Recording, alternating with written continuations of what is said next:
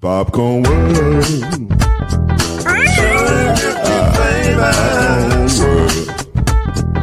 Popcorn World. Yeah.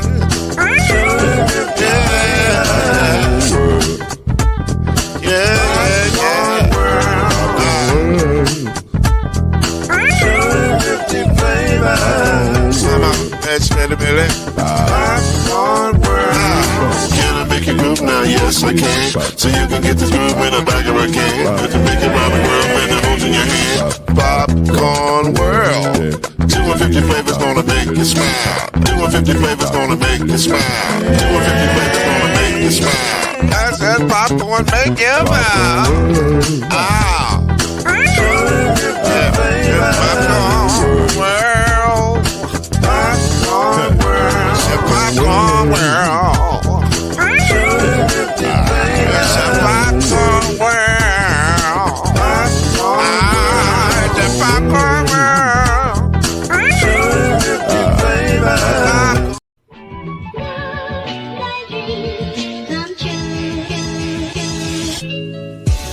Now it's time for Believe in the ACC with our starting lineup. From Florida State, number 17, Charlie Ward.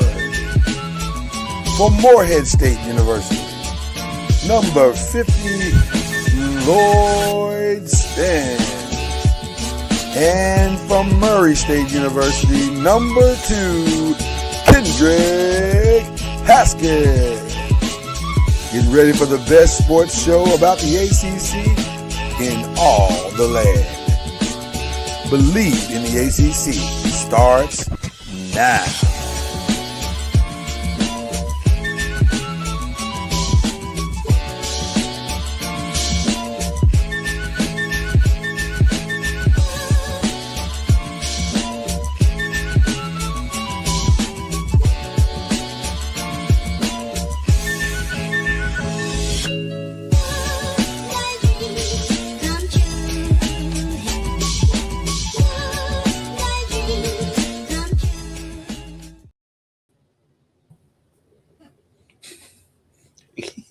I don't know. Bill Cosby. That's dangerous territory right now, isn't it? Yeah, funny's funny. Funny is funny. Shout out to Cliff Huxtable.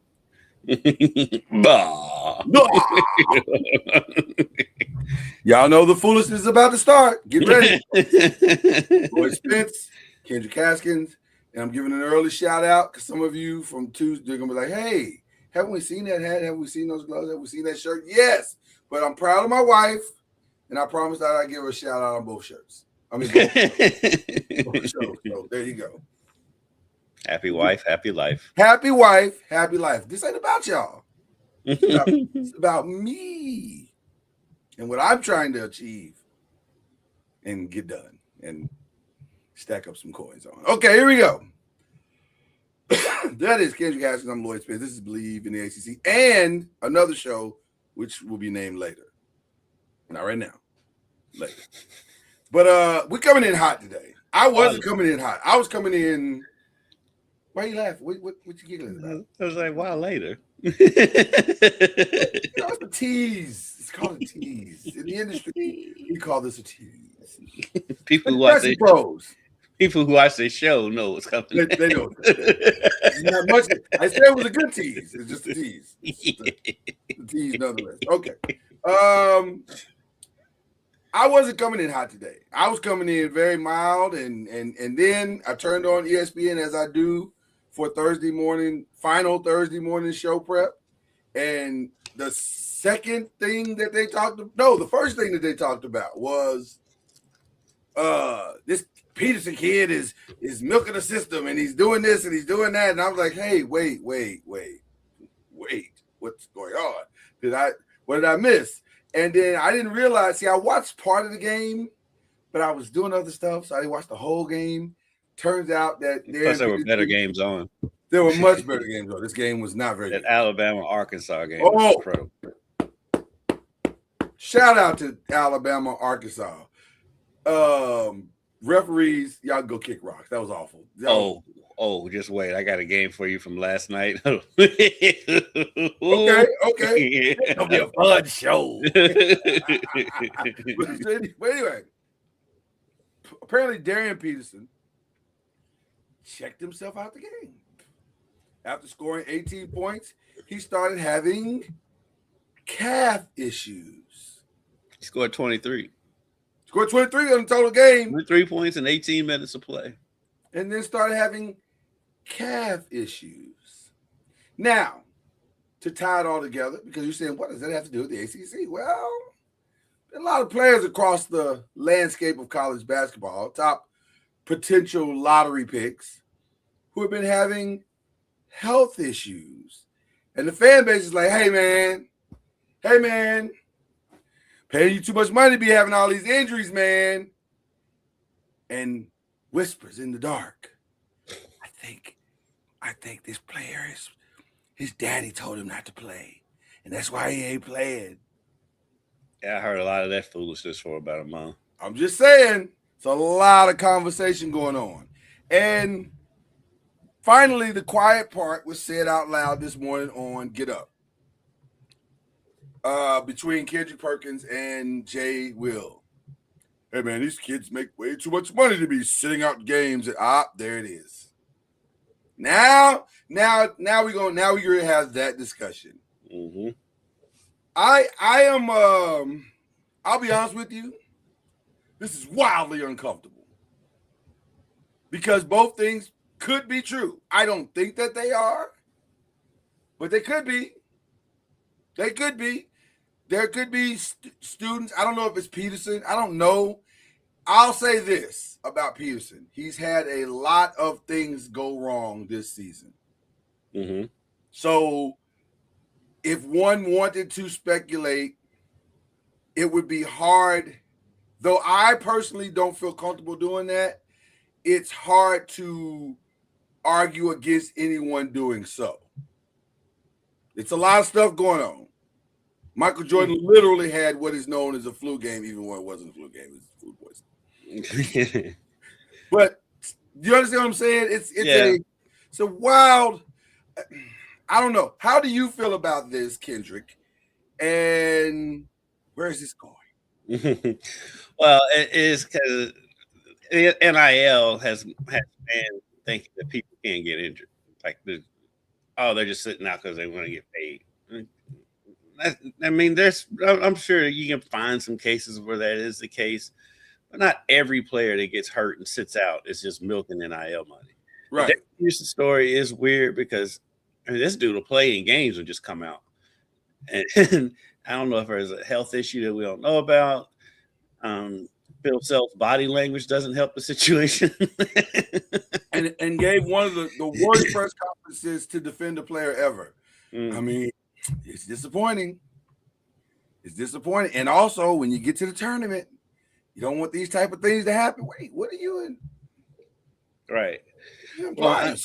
Well, the other part too, though, is like when you look at his draft stock, his availability is the knock on him now. Yeah. And so I'm like, now, do you really think that he's hurting his NBA stock on purpose? You know, well, that's the part that makes it weird to me. He's kind of sliding, and he's sliding in a lot of draft boards right now. He was the consistent number one, and now right. DeBonsa's probably going to take over that role, that spot, right? And because of his health issues, and like, you know, on one hand, it's like, okay, what's the difference between the number one and number two pick? I'm like, right. I mean, what are we talking about? But it's still hundreds of thousands of dollars the difference between the number one and the number two pick, right? So. And you've heard teams are questioning his availability. So if they are questioning his availability, don't you think he would try? If he was just milking it, don't you think he'd get back out there? Well, let me drill down on what you just said.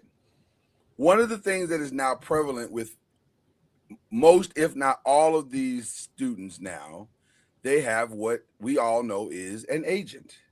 That agent is connected to various aspects of the next level of basketball, which is typically for these type of players, the NBA. you don't think that his agent has been I don't say contacted, but I'm sure the agent has put out some fillers because it's his job to know where his player is, how people are feeling about his player right now. Mhm. And I guarantee you they have gotten feedback, whether it be from the media or sources that are telling them your guy needs to play. Right. And now I'm going to bring it a little closer to home. Might be one of the reasons why Mikal finally had to, I don't know if Mikal is 100%. At this, usually in basketball at this time of the year, you're probably not. Nobody during the season is usually 100%. That's pushing it. 100, because that means you're not fatigued. There's no little nicks and, yeah, you're as close to 100 as you can get, but you're not 100. Yeah. But maybe he came back a little, because the noise was getting kind of loud.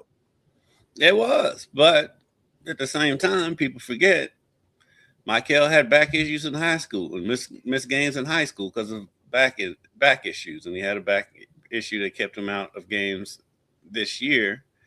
And he comes back and averaging 30 points a game, and now all of a sudden all that chatter goes away. He's back in the top 10. I saw him basically on the top 10 of most lists this week. I was like, oh, what a difference a day makes. Yeah. But don't take our word for it. Let's ask a coach, our coach, the coach, Coach Charlie Ward.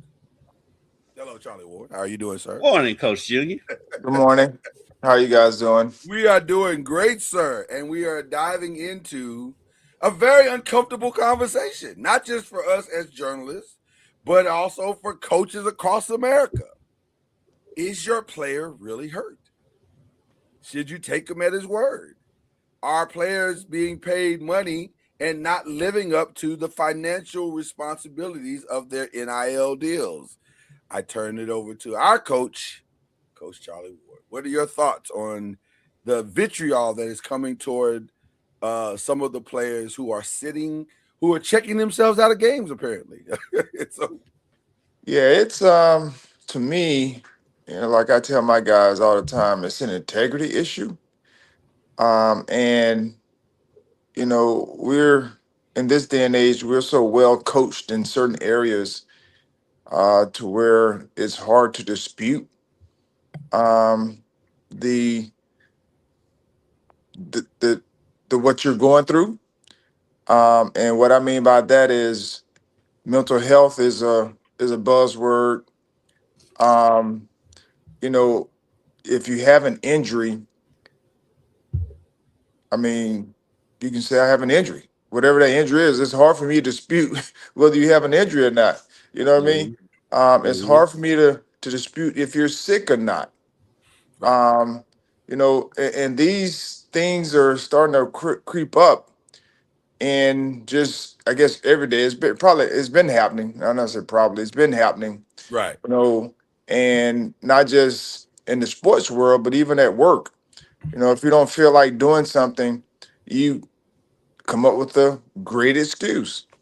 And that's one of the things I'm always challenging our guys on is, it's hard for me to dispute that you have a stomach ache when you're going to be late. Right. To a meeting. Right. And so what I can't sit there and say, well, you don't have a stomach ache.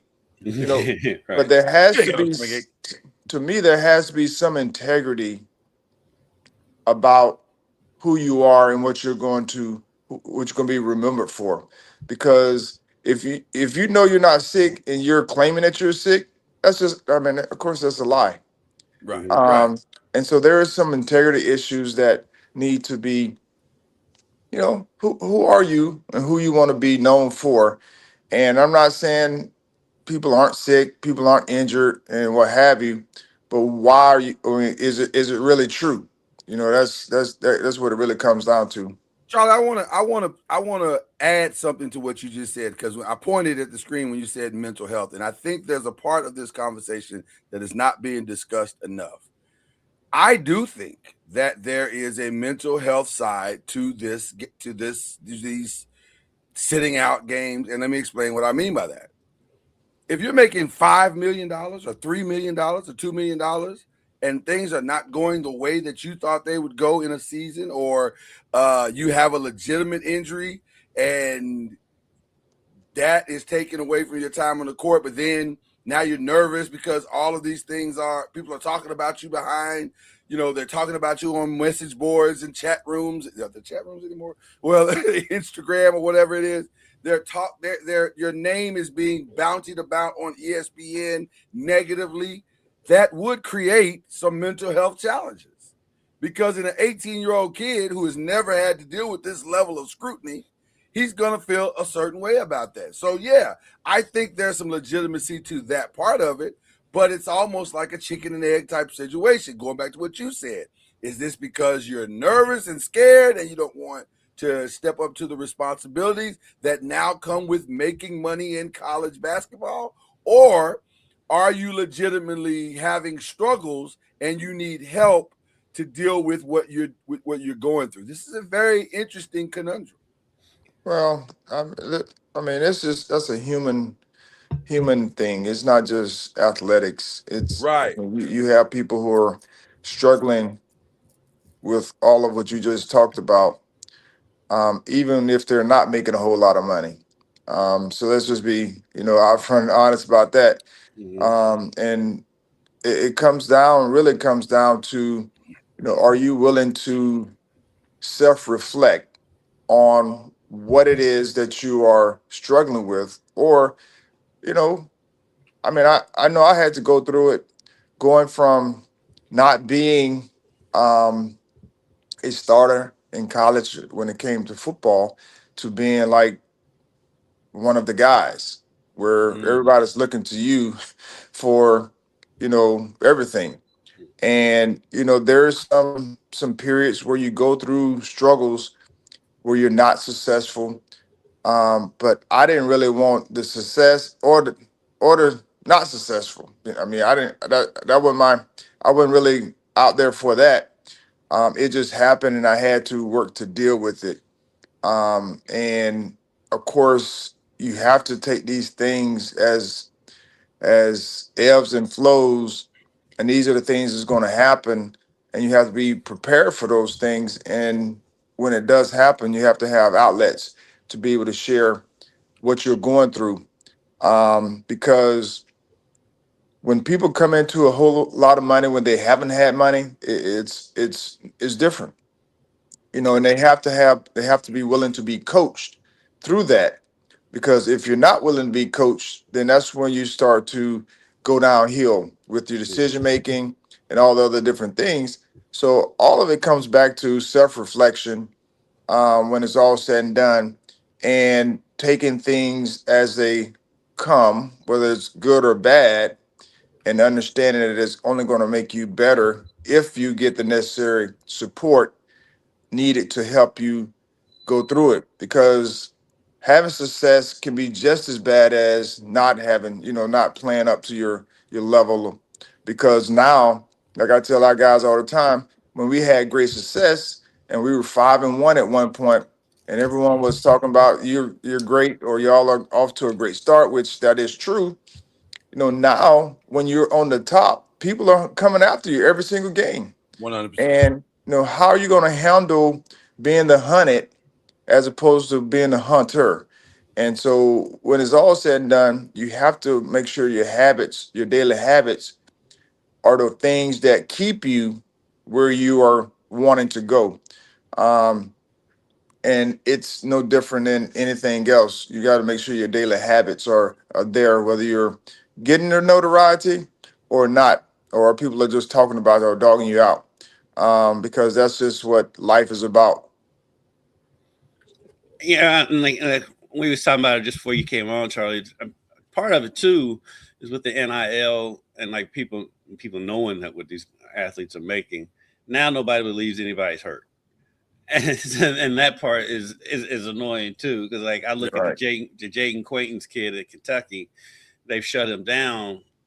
He tore his ACL in February of last year, Right. and he's a big guy, and so he came back for a few games and he went back out, and now he's milking the NIL money. I'm like, he came back about 2 months early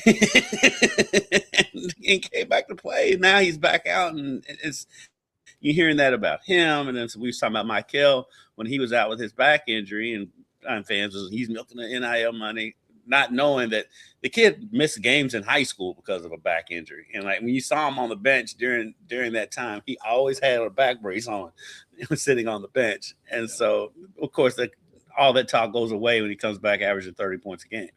And so there's that element of it too. It's like, people do have injuries. Right. No, and that's why I say it's hard to dispute.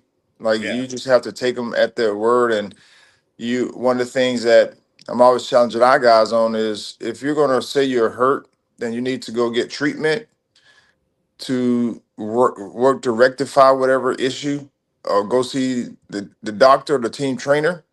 If you're sick, just don't say I'm sick and don't do anything about it. So that just, we just want to make sure we're working to help you in what you're saying you are, because we know that if you don't do anything about it, it's only going to get worse. And now that's where the conversation comes in. Are you really sick, or are you really injured if you're not getting the necessary treatment to try to help get you back, get you back? And I think that's where the challenge is going to be going forward.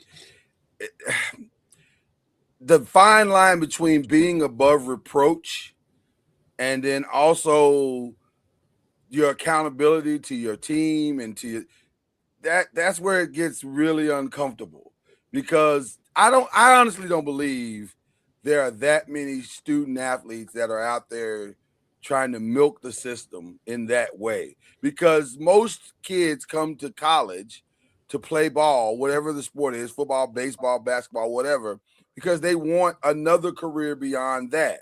So anything that would jeopardize that, I find that really hard to believe that they would just, but again, I don't know who's advising some of these kids also. I mean, maybe there are some parents. Like, it was weird the other day that, I don't know if you guys saw this article, but Flage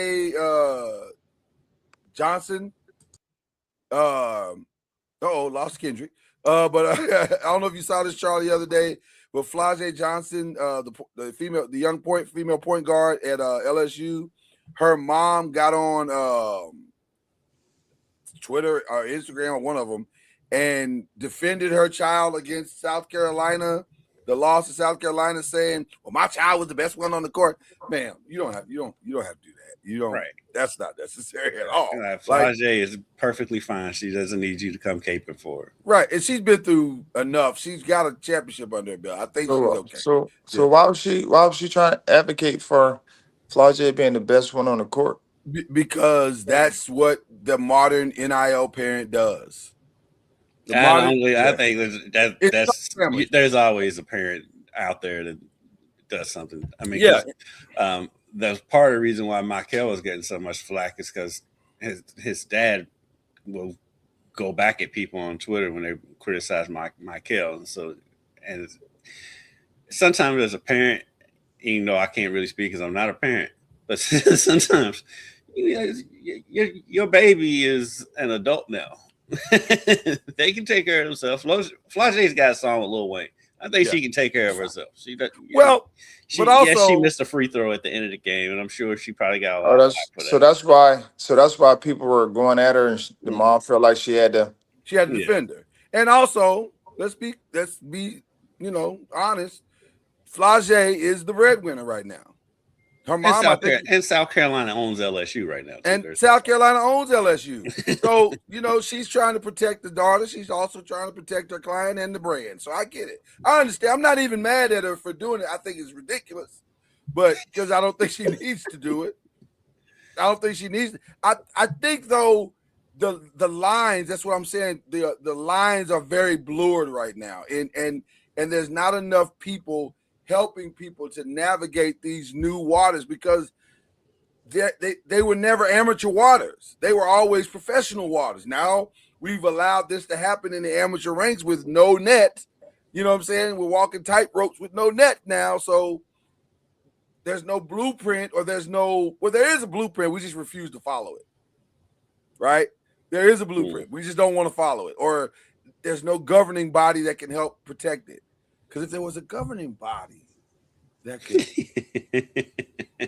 made up of presidents made of up of NCAA presidents and schools, commissioners, and anyway, nevertheless, we'll digress with that. But it's an interesting situation that's going on right now, and I don't know where we're headed. That's the thing, because at what point does the noise at Kansas get so loud that people start asking for, or start calling for things like breach of contract? We've already started calling for breach of contract when kids decide they want to transfer. That's already happening.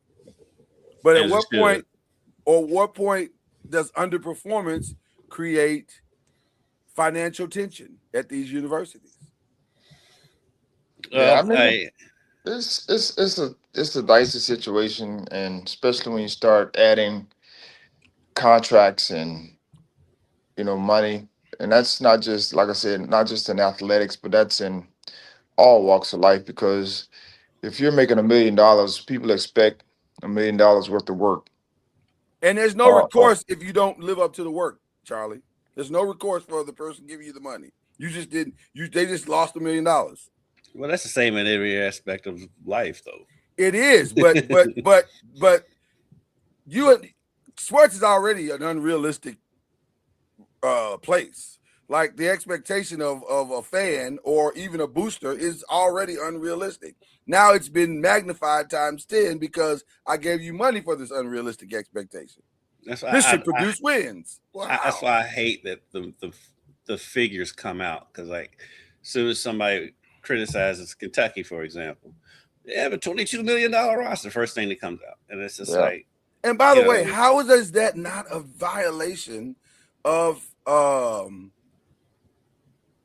federal government, FMLA? How is that not FMLA? What is it called? But all this stuff is going to be public knowledge, because it's no different than the NBA or NBA and NFL. I mean, all this going to be public knowledge, to some extent. Some of it, especially now in college, we really don't know. Because there could be some extra. People are estimating what it could be, right? And there sometimes they only report what's on paper or contract, and so there could be some extra that could be made. But some of this is estimations, I do believe, as well, because you never, like, some people say, "Oh, he's making $3 million. He came over for $2 million." Well, we don't know. It could be $1 million and then $1 million somewhere else, coming from somewhere else. Right. And so that number gets out there, and it's like, is it true or is it not? And so we really don't know.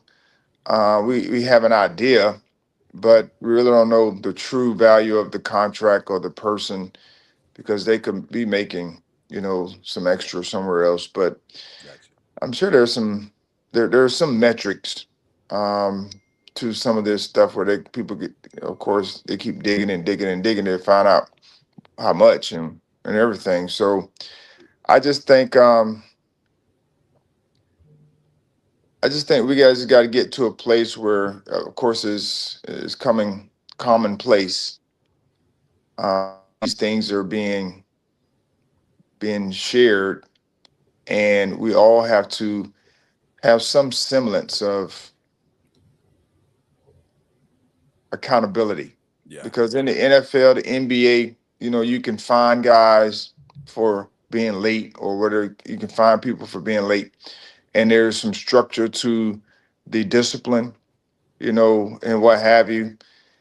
Right now, in college, I mean, it's a hit or miss deal when it comes to accountability. Yeah. And it's kind of all over the place. One school can find, is finding players, another school, may not, because of liability, or, it's just a bunch of things. So there's no no common rules to govern, the actual sports. Yeah. Yeah, because the laws are different in every state too. Right. Correct. So That I part. mean, if it's not even right, if it's not, if it's not the same in every state on the law side of it, it's going to be crazy on the NCAA side of it. Yeah. I want to pivot a little bit here, and I will publicly say, and I'll say this into the camera, I will, my two brothers here, if they would not like to participate in what I'm about to do, or if they would like to detach themselves from it, I'm not going to take offense at it at all. But I'd like to speak a little bit about our good friend Mick Cronin. For those who are unfamiliar with the story, the other day in a game where UCLA was getting it handed to them, there was a foul at the end of the game, and a relatively aggressive foul at the end of the game. And Mick Cronin decided to yank his player out of the game, his own player who committed the foul, out of the game, and kind of escorted him. He ejected him himself. And I was like, oh, that's interesting. Okay. Never seen that before, but okay. Then, after the game was over, I think from what I understand, and Kendrick, you help me with this. From what I understand, it was a student reporter that asked this question. Yeah. And the student reporter said to him, what do you think about the chants that were coming from the student section of the opposing team? To which Mick replied, and Charlie, cover your ears, I can rat's ass about the student section of the other team. And I want to thank you for asking me the stupidest question I've ever been asked. Then Mick decided to engage the young man further and say something aggressively to the point where, how did he phrase it, Kendrick? It was kind of like he basically kind of mocked the kid a little bit. And the kid said, well, I was just asking the question. And then he said, are you raising your voice at me? He said, no, I'm not raising my voice at you. He said, there's cameras here. Everybody can see you raising your voice at me. Here are my thoughts. Mick, my guy, my brother, because Mick's a Louisville guy at one point. Yeah, he was a Patino assistant. He was a Patino assistant. By the way, straight out the Patino playbook, by the way. Not to that extent. Well, and not to a student. Rick would never do that to a student reporter. I was just going to say, Rick would do that to another adult reporter, but I've never seen him do it to a student. So that's the only reason I thought about that, because you and I went back in the text thread, and I was like, well, you're right. Rick's never done that to my knowledge to another student reporter. I've seen him do it to other reporters, but not but not to a student reporter. But irregardless of that statement, I understand, because ironically, this seems to be happening a lot. I'm looking at you, Doug Gottlieb.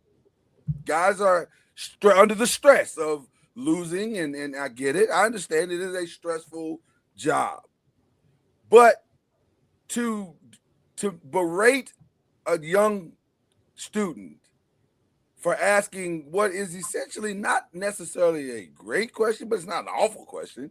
It's not an awful question considering what happened in the game. Considering what happened in the game, question. It's a legitimate question.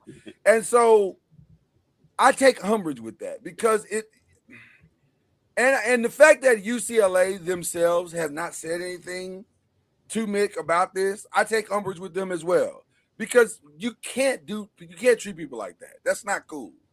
That's not cool. And it reeks of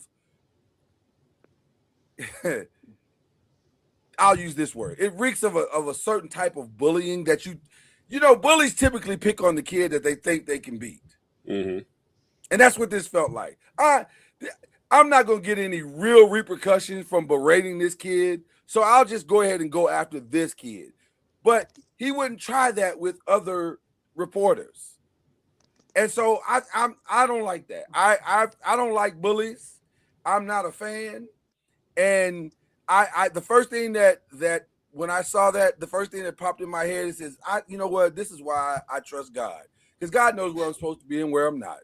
Because there's no way I would have sat in that room and allowed him. And I feel a little ways, if I'm being honest, I feel a little ways about the reporters in that room, a little bit. Because I'm like, nobody's going to take up for the kid. We all just going to let this happen? Okay. So Well, most likely, with it being UCLA, there's probably really not that many adults in the room because they're great point. They don't really cover these TV stations out there don't really cover UCLA because they got plenty of other stuff to cover. Yeah, there's a lot of stuff going on in Los Angeles, right? Before you get to UCLA basketball, I'll never forget when UCLA played Kentucky in the NCAA tournament in Indianapolis and got in an open locker room, and I got a one-on-one interview with Lonzo Ball because they don't have any media. Wow. so I just felt the way about any other adults in the room. I really felt the way about that. I was like, really, you doing this to a kid? Like, this kid don't deserve that. He's done nothing wrong. He didn't ask. Adults don't deserve that. It's just like we hear bad questions. We hear bad questions all the time. All the time. But there's a decorum to how you handle it. And I'll cut him a little bit of slack because he is coming off a blowout loss. But because I know coaches who are as nice can be off the court, but when they lose, they turn into a totally different person. And but that to me is the point. We keep giving passes to people because of the circumstance by which they do. I'm not condoning it. I'm saying, I know you're not. I know you're not. But what I'm saying, I guess, is unless we in platforms like this say, hey man, that's not cool. You owe that young man an apology, and a public apology, not a private one, a public apology. You need to go before a microphone and say, hey man, everybody has bad days. I had a bad day, and I apologize to that young man. And please forgive me. Let me have my human moment, and let's see if we can go further. Then we can move forward. But until that happens, I don't have really a lot of respect for you, man. That's not cool. That is not cool. So that's my moment. Charlie, if you would like to speak about it, you can. If you do not, we can move on. Because I really would like to get the FAMU update anyway. So it's fine. No, I heard about it, and I actually heard it on College Sports Today or something with Rick Neuheisel and Childers, and they were talking about him. They call him Coach Stump a lot. That's their name that they call him. Of course, Coach Neuheisel knows him. So it's just unfortunate that we get caught up in these moments, and I don't personally know if he knew if the guy was a student or not. I don't know what that looked like because a student could look like an adult. We never know about that, and then of course the emotional part. So it's always important because as you go through the season, as you go through life, you have these moments where things may not be going according to plan, and your frustration, whether it's with your team, whether it's everything, you just become irritated, and then you start lashing out. And this is not just specifically to him. This happened to all coaches at some point. And unfortunately for him, it's just been where he's been talking a lot about certain things, in the media. Yeah. And of course, it comes across, and it may be complaining, but it may be just sharing issues that he may be going through. He's just sharing them publicly. And when you have the mic, you have a choice. You're always promoting. You're always, sharing things that you may want to put out there. And so I guess this is just his way of sharing those things. And in the process, sometimes you do have moments where you're very disrespectful or rude in the process. But I agree with you as far as, coming out and saying, apologizing for, his actions and what have you. I'm not sure if that's come out or if he's done that. Maybe he did it in a different manner. He may have written or had someone write, and had someone or may have written the guy a letter to apologize or send it to the school, or whatever it may be, to do that. We don't know. Yeah. That part may not have gotten out. So we just have to take it for what it's worth, and hopefully it's a great learning lesson for all of us. To know that we have to be respectful to people because you never know who they are. I mean, whether it's an adult or a student, it shouldn't matter. And these things do happen. Where you're rude to people, and you just have to make sure you apologize for it. I agree. Let's get to the I fan remember mail. for some reason, real quick. Yeah, go For ahead, some go ahead, reason, the Rick Pitino story popped in my head. Remember the game they played, and like a cheerleader thought the game was over, and he went out there and grabbed the ball and threw it in the air, and it resulted in a technical foul. So of course Rick was livid. Yeah. But Rick called that. He got that cheerleader's phone number, called him, made him feel better. It's like, just don't let it happen again. Blah blah. And Right. and it's instead of just letting the kid have it, Rick, soothed the kid and made the kid feel better. So that Right. story just popped in my head about Rick. Yeah, you can fix it. Like just do right by the kid, but also I think the importance of a public apology is that it allows for because the moment went viral, and so you can't take back the virility of it. You cannot undo that. So now let's do something. Maybe it doesn't match the same intensity of the original viral moment, but at least it kind of softens the blow of the original viral moment by adding something to say, hey man, that's on me. I made a mistake. So that's all I'm saying. Just like you said, accountability. Let's be accountable. I mean, just be honest. I mean, and plus it would probably help him because he's on the hot seat at UCLA anyway. He is going to be fired if he doesn't fix some things. It is inevitable. But it's a good look on him professionally if he comes out and apologizes. Absolutely, 100%. But let's talk about some positive things, like this win at Alcorn State. And things are moving back in the right direction for one Charlie Ward. Although I will admit, Charlie, you got a tough stretch coming up here. This is these final 5 games are pretty intense, sir. Are you ready, Charlie? I mean, we've been hot and cold here. Of course, last few games we go from 57 points to 100 points in one day. Yeah. We go from 60 points to 86 points in one day. And As a coach, what's going through your mind when this is happening, Charlie? I'm just curious because that is some wild swings. I will admit. Yeah, and it's been really challenging in the sense of just trying to figure out like what to do. I mean, it's always, when there's inconsistency, you're trying to find some consistency in the inconsistency, to eliminate the inconsistency. So just it's been one challenge after the other, whether it's challenging the guys, challenging the coaches, challenging us to find ways and to be better. Yeah. And essentially, our swings have been really, really up and down. Like even in those wins where we scored 100 points and 86 points or whatever it was the last game. Yeah, 86. Yeah. We were up big at one point, and then the second half, like in the game where we won 100 to 96. I mean, the team scores 62 points in one half, and That's wild.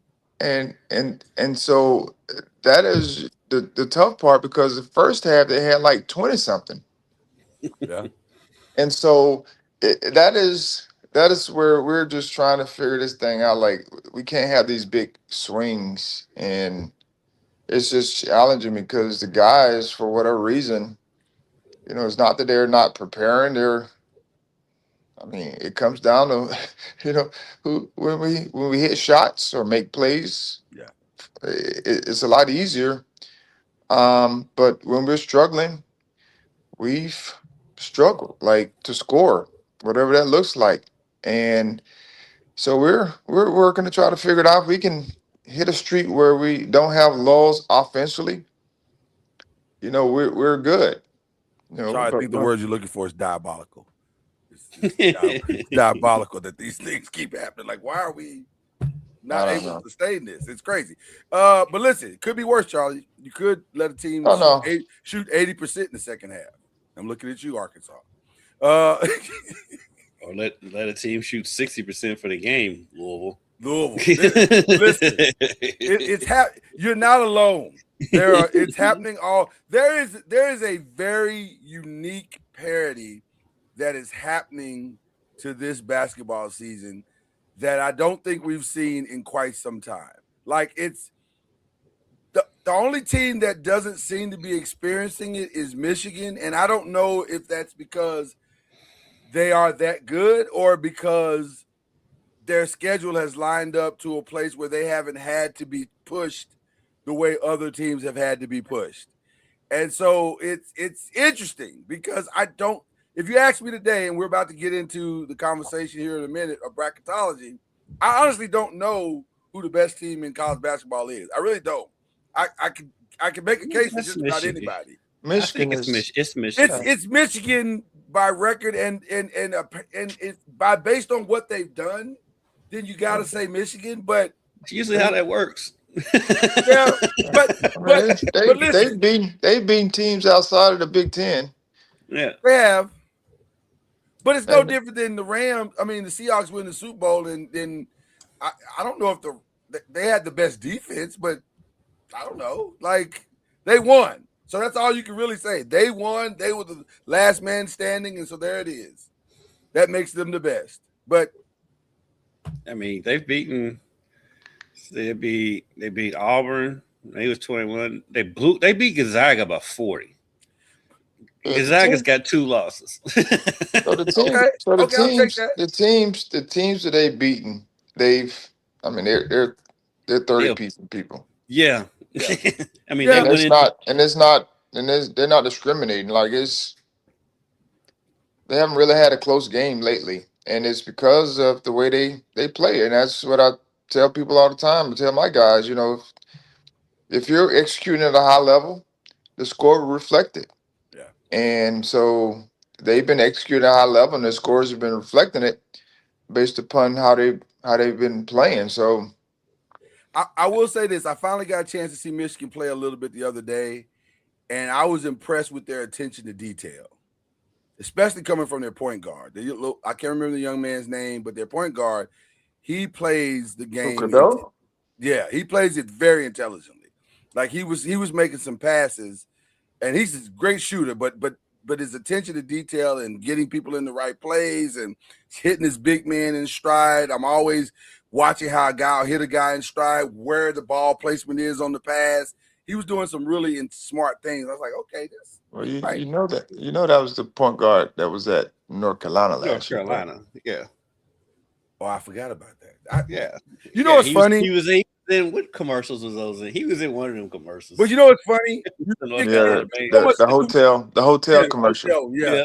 You know what? There's so much movement in college basketball now, and you see a kid move, and then it you forget that he was, you forget where he was, and I'm like, I've seen this kid before because he looks so familiar when I'm watching the game. I'm like, you saw him on hotel commercials all during the NCAA. I did. So that's where I remember him from. So there you go. But yeah, I don't know. But quick update that is going to or has already dramatically affected the ACC. Caleb Wilson is out indefinitely. They are not sure when he will return. He says he'll be back. I don't know. A broken hand in mid February. I don't know. It's not a shooting hand. When so does there's March that. Madness start? When is the ACC tournament start? Let's start with that. Like 3 weeks.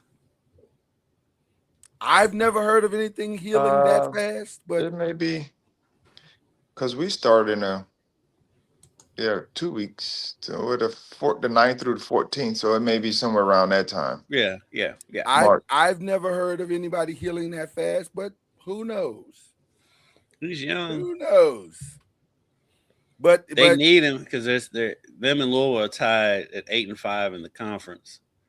So they are 1, 2, 3, 4, 5. So they're tied for 5th in the conference right now. And where is that game that Tuesday? Is it Tuesday that Louisville and North Carolina play? Monday. It's at Monday. Carolina. Okay. That's at Carolina. Mm-hmm. Even with him out, they should be. I don't know. Well, The way listen, NC the way State Louisville- beat them last night. Well, the way NC What's State that? beat them. Go ahead. NC State beat who? Oh, they beat North the brakes Carolina. off of North Carolina last night. Oh, did they? So, but that's the first game without him. If No, I'm- it wasn't. There was a second. That's No, not the first. That's not the they- first one. Yeah, they No, played a it's the game second the other game. night. That's the second one, and they lost both of them. No, No. they won the other one. They won the other one. Okay. They I don't said know, NC State beat North Carolina 82-58. and it wasn't that close. If you watch the game, it wasn't that close. But NC State is a mixed bag. They are. Yes, they are. They are. They are a mixed Yeah, bag, and if they're Never playing know. at home, if Yeah. they're playing at home, they're totally different. I think You that never game- know what you're going to get from Kadir Copeland from possession to possession. Very true. Very true. You know he's not going to pass it often. No. Never met a shot he didn't like. Never met a shot he didn't like. Duke, Virginia, North Carolina, Louisville, and in the coaches poll, which I don't know how seriously anybody takes that anymore, but Clemson is number 23. They're out of the AP, but They've lost the last 2, right? they're on a little bit of a slide. They're a little bit of a slide. Ironically, They've lost 3 straight. oh, is it 3? Wow. Okay. And I think Louisville has North Carolina, Clemson, and Miami. So it's ironic that they have those games coming up, and these teams are not playing their best basketball. Yeah, Louisville closes the season. They play Georgia Tech on Saturday, at North Carolina on Monday, and at Clemson, home for Syracuse, and at Miami. So They only got need 2 and they home need games that. left. They need all 5 of those games. Yeah, They need all 5 of those games. and it's attainable. It's very attainable, especially under the current circumstances. So it's interesting right now in the ACC. Charlie, have we asked you your thoughts about Duke? And, What about them? And well, what do you think about them? Do you They're in think the same. They're in the same boat they were in last year. Ooh. Explain, Charlie. I mean, their best players are young, Mm-hmm. Yeah. and it's if they can find a way, they can be in the Final Four. But will they have enough to be able to overcome, a more veteran team? But the young guys have played a lot of They're carrying them. basketball. Yeah, they're carrying them. They're We're absolutely. going to find out a lot about them on Saturday. Yeah. Duke at Michigan on Saturday. That'd be a good one. That's must see. So how do they manufacture that game? Did they just add it to the schedule? I don't know. That's a great question. ESPN has done some weird because like Louisville played Baylor in Fort Worth on Saturday. Yeah. And it's I think I've noticed a lot of ACC teams have played some weird games this last couple of weeks. And by the way, Things out of conference, Yeah. they've done some out of conference things.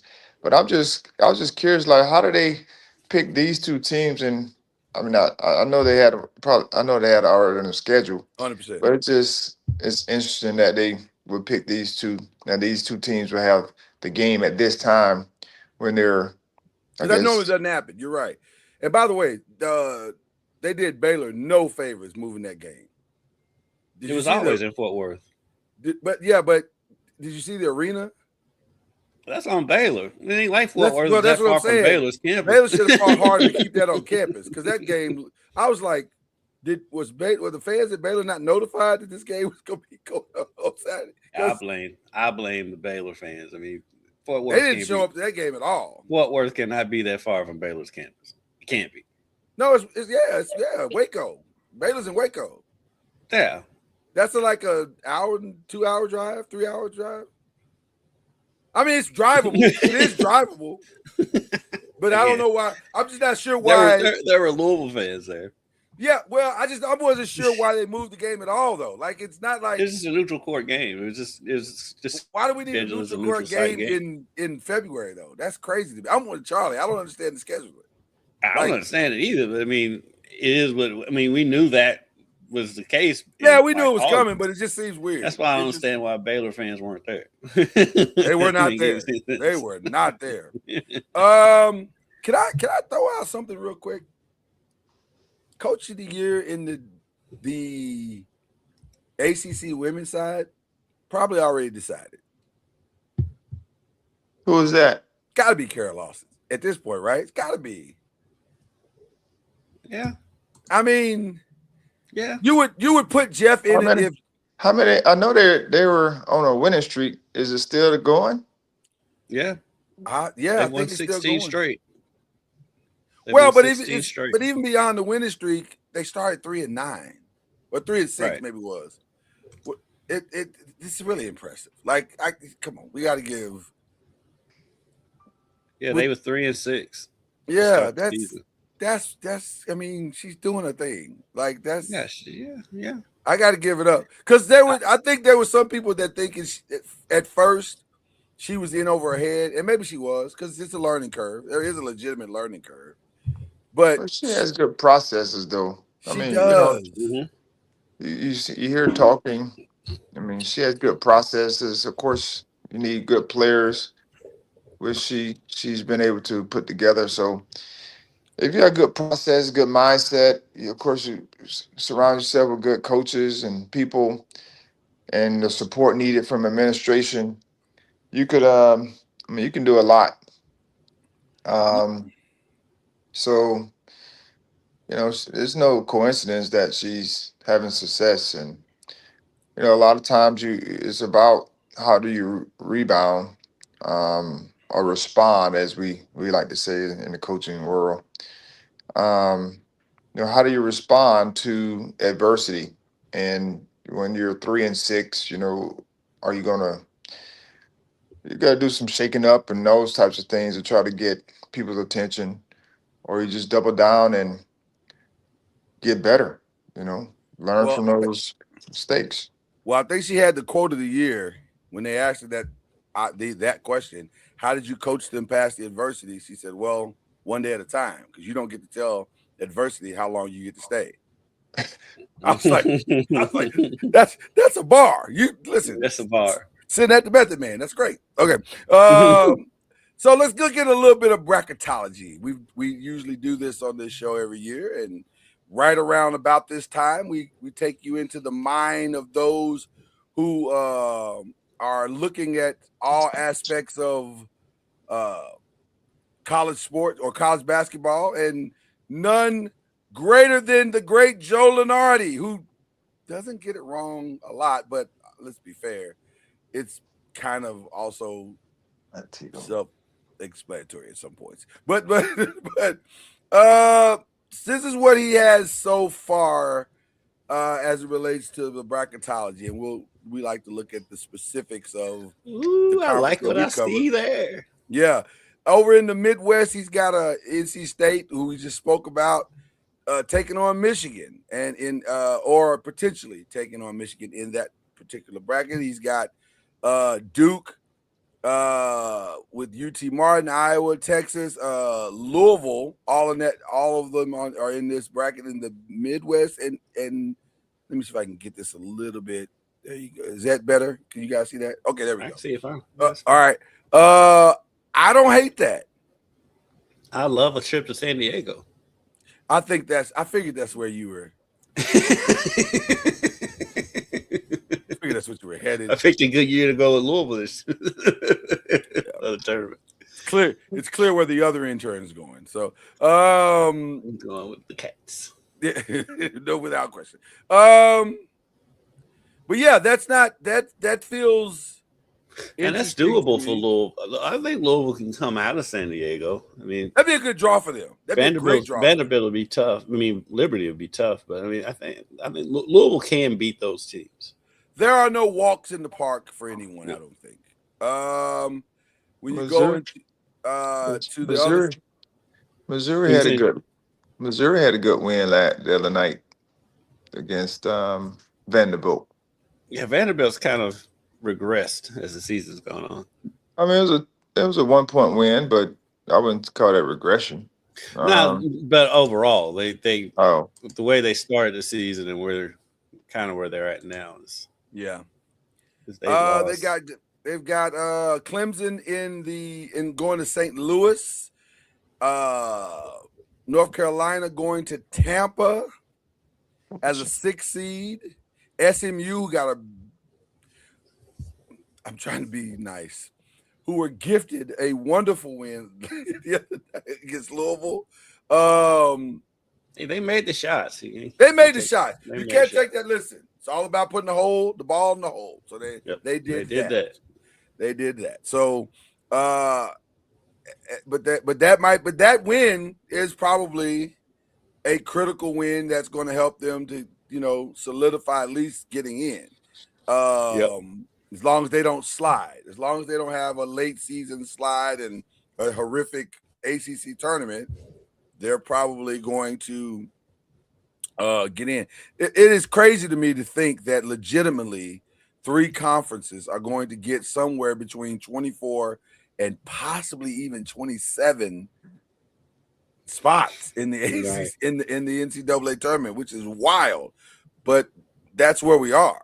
The SEC, the ACC, and the Big 12, they probably got a lot of spots locked up. So, other than Duke, anybody else have a chance for a He top still has 14? UConn as a 1 seed, huh? I think this is just because he hasn't updated it yet. Yeah, because they lost last night at home to Creighton. I don't think that's gonna hold. Virginia as a 5 in Philly. Miami as a 9 in San Diego. Let me see. Anybody else? Are we missing anybody? No, I think that's it as far as the upper side of that bracket. And then in the other side, we've got, where are we at here? That's it. I think that's it. So that puts the last 4 buys in the for Texas A&M, UCF, Georgia, USC. Last 4 in UCLA. He still got UCLA. Again, I think it's probably because he hasn't had a chance to update yet. So we'll hold off on that because I would think they're probably on the last 4 out now, and they probably have switched places with Missouri. Virginia Tech, UCLA. Oh, I would think their last 4 out. Is Miami in? Miami's in. Yeah. He's got them in as a 9 going to San Diego against potentially Arizona, or if they can get past Utah State. But I think Miami could, if they can have a couple of more wins, they might be able to slide into a 7, maybe at this point. Maybe. I mean, listen, it's hard at this late in the season. They have to make a run in the ACC tournament. Right. Unless you have a run, it's hard to move from where you're probably being projected now. Most teams are probably slotted where they're going to be slotted. Houston as a 2 is interesting to me. They'll replace UConn. They'll replace UConn. I would think they're going to replace. Is Arizona going to keep holding on to this 1? It's interesting to me as well. But they're the number 1 team. They got a big win last night. They beat BYU last night. Yeah. So. Is BYU getting their money's worth? Yeah. At this point, considering that they're BYU, they're relevant. They're relevant. Hey, they're relevant. They so get I guess talked that's about. Part of the, I mean, he got 35 last night and it lost. So. They needed it too. Yep. It's definitely not his fault. He's No. done his job. With the Sanders young man out, he's gonna have to Yeah, he's gonna have to carry the load. carry that load more. Yeah, he's gonna definitely carry the load. So it's He's an already interesting doing that time. with Sanders there, but yeah. Right. I'm not sure Sanders might be the X factor of that whole situation right now because I don't know what's going on with him. But nevertheless, you know, they are where they are. They're gonna get in. They're gonna get in because of the TV. They'll get in. Yeah. I mean, they're ranked number 1 right now. Yeah, 23. They're sliding. You know, if you want to say that, they're sliding. Yeah, they'll win. Let's see where they win. Ooh, But also they their can win. schedule's brutal because I mean they played at Arizona last night and then they play at home against Iowa State. That's not. Yeah, that's tough. But also, listen, March does weird things, and that kid is talented enough. Who knows what could happen? He could put them on their back and they make a run and win the whole doggone conference. You just never know. I mean, after the Iowa State, the rest of their schedules went when they UCF at West Virginia, at Cincinnati, and then home. Those are all Tech. winnable games. Yeah. Well, maybe Texas Tech could be. You know. Well, without Toppin, I mean, that becomes more winnable. Heartbreaking that Toppin's out. Yeah. That was tough. I like that kid. I love this game. That kid. Yeah. Now he should get another year. He should be offered another year. He's gonna rehab that knee in an NBA locker room. Well, probably. But I'm just saying situations like that. He ain't fooling with college. He could have went last year. So he ain't fooling with college no more. I agree. But I'm saying if he said I'd like another year, I think that's fine. Oh yeah, you get it. Guys who are saying 9 years, hey man, come on, man. It's time. It was a guard I saw the other day. I was like, man, I remember him from 3 schools ago. With Copeland. I remember him from 3 schools ago. That's an awful statement. Copeland at NC State. He's been at NC State, McNeese State, Syracuse. Not that he's the kid that's still on campus and you walk past him in the lunchroom going, "You still here?" Yeah. Yeah. We had like 3 or 4 of those at Murray. Wow. Yeah, we had a bunch of more here. They were there the whole time I was there. Before I got there. I'm thinking of one right now. That joker stayed forever. I was like, hey man, I feel like at this point you don't want to graduate. You just I'm gonna name a dorm after you. That's what you're doing. Like, what plan are you on? Like, what are you talking about right now? I'm gonna check your whole program. This is crazy that you're still here. Okay, Charlie. We've ignored it for most of the program, but I have to know where are you, Charlie? Like, this is. Are you in Mississippi? Are y'all playing tonight? Is the game tonight? Yes. We're home. We're home this weekend. Okay. We're playing the Alabama schools. Alabama schools are coming to Florida in what Charlie Ward likes to call the get back games. We lost to both of them on the road, but still got to go out and execute. We struggled in the first game against Alabama A&M. First, again, our swings. They were up 21-4 with like 7 minutes and 30 seconds to go, and we ended the half 26-20. And they hit a 3. When guy hit a 3 at the buzzer, like a turnaround fadeaway. Turnaround fadeaway is down. So essentially, it was 23-20. We clawed back in the game, and then we ended up losing by like 7. No, it might have been more than that. No, 7 or so, because we kept clawing, and guy hit a late in the game, like 40-something seconds. We got him down, shot clock down. We down 4, shot clock down to maybe 2 or 3 seconds, they skip it to a guy and he knocks down a three. Yeah. First And, year coaching Blues. and so that's just it's that whole deal. But we'll be prepared and ready There you go. to compete and live with the results. We're in the middle of the pack. Yeah, you're right there. I mean, you're not you it hadn't gotten away from you, so that's good. That's So good. we're managing. I don't know how much time you have for us. You got some more time, or can we keep going to the other side of this thing? What's the other side?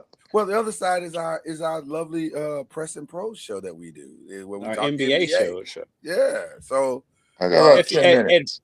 If you want to feel better about things, watch the end of the Western Kentucky Delaware game last night because the officiating was awful. Worked out for our Hilltoppers. They were down 3. Okay. With time winding down, they call a foul on a 3-point shot where the guy was not touched at all. Goes, makes all 3 free throws. End of overtime. Western's down by 1. Same deal. They got all ball on the strip. They called a foul. He went and made both free throws and won the game. Now, shout out to the Western Kentucky kid. He made all 5. It was the same kid both times. He made all 5 free throws. But there was a phantom foul in that Alabama-Arkansas game on that 3. I was like, did he touch him? And by the way, also another missed call in that game where the Alabama guard drove to the basket, crossed the guy over, and brought his other hand up on the cross like he was going to shoot, tapped the ball, and then drove to the basket, scored. They never called it. I was like, so these are very selective moments we're having here. That's the thing that frustrates me the most. Yeah. And I'm always telling referees, like, hey man, just call the game. Like, don't look at sides and where you at and all that. Just call the game. Yeah. And I'm not asking for calls. I just want you to call what you calling on the other end.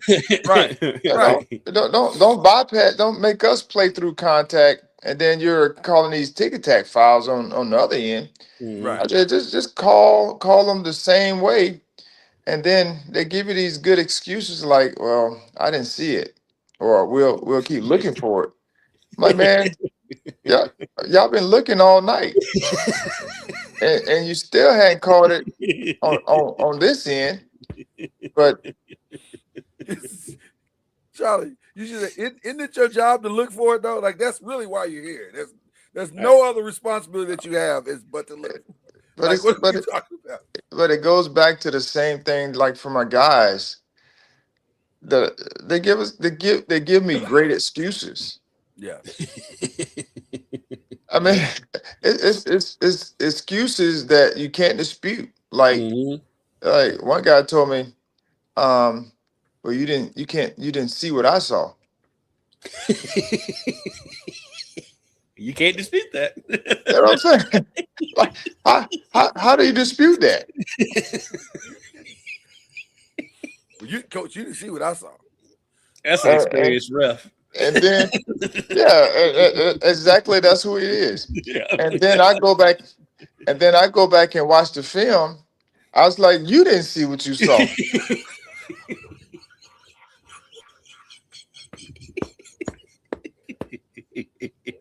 I'm just saying because after watching that film, there was 2 people in front of you, and you called a foul on the guy that was the last guy that you couldn't see.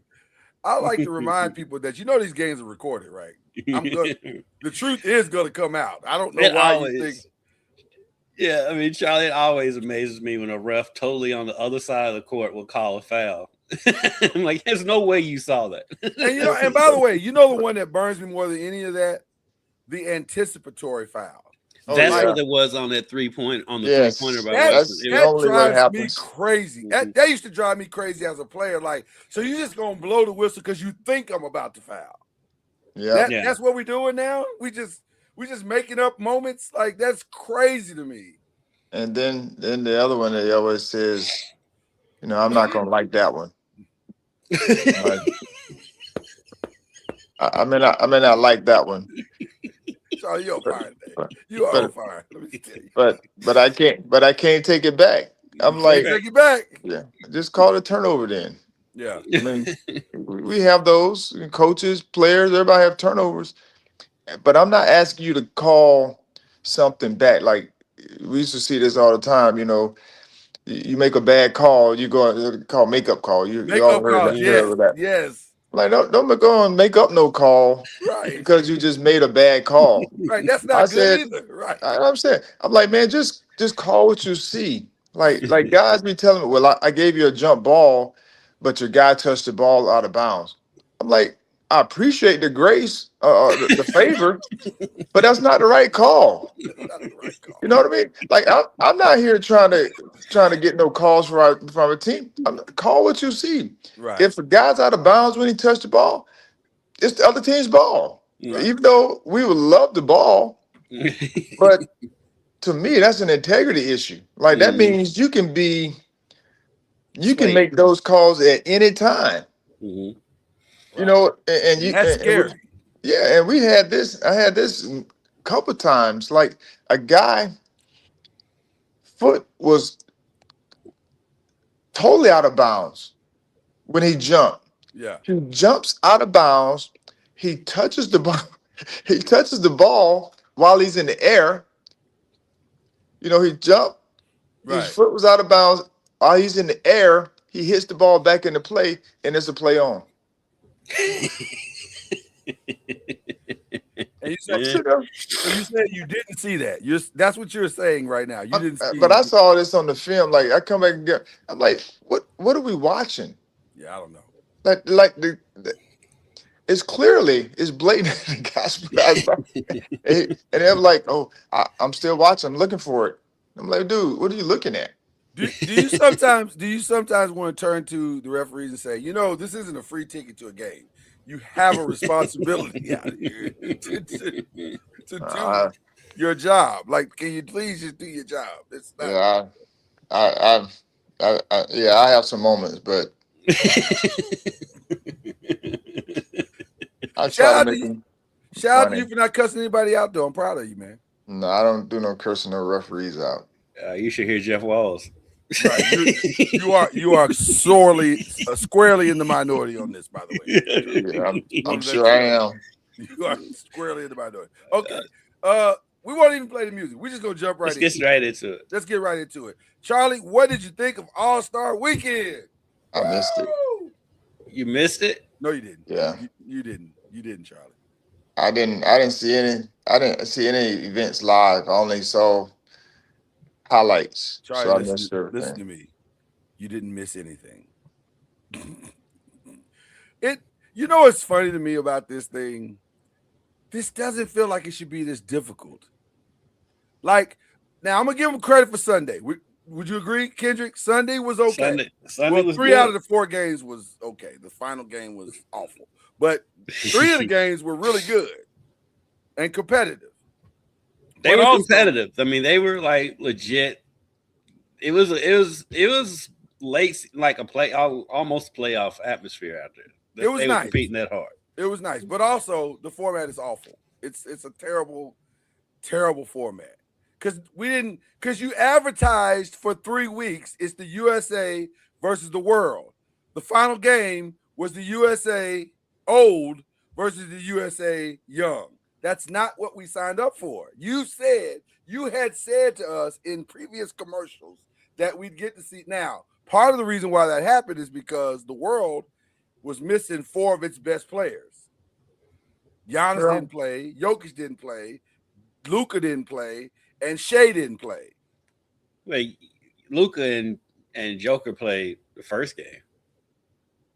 I don't think they played, did they? Yeah, they played in the first game I don't remember them playing. because they didn't play very long, but they did Right. play the first game. Well, because and I guess Luka technically is injured. He's got like a hamstring thing, and I think they're just managing Jokic's minutes because he's just coming back from whatever he was. But it was just like That and Jokic doesn't like playing in the All-Star game. they don't like playing it also. But also, you had said that it was going to be you being the NBA the USA versus the world. Why we just don't do that? Why we just don't play the game where it's just Because they know what's gonna happen.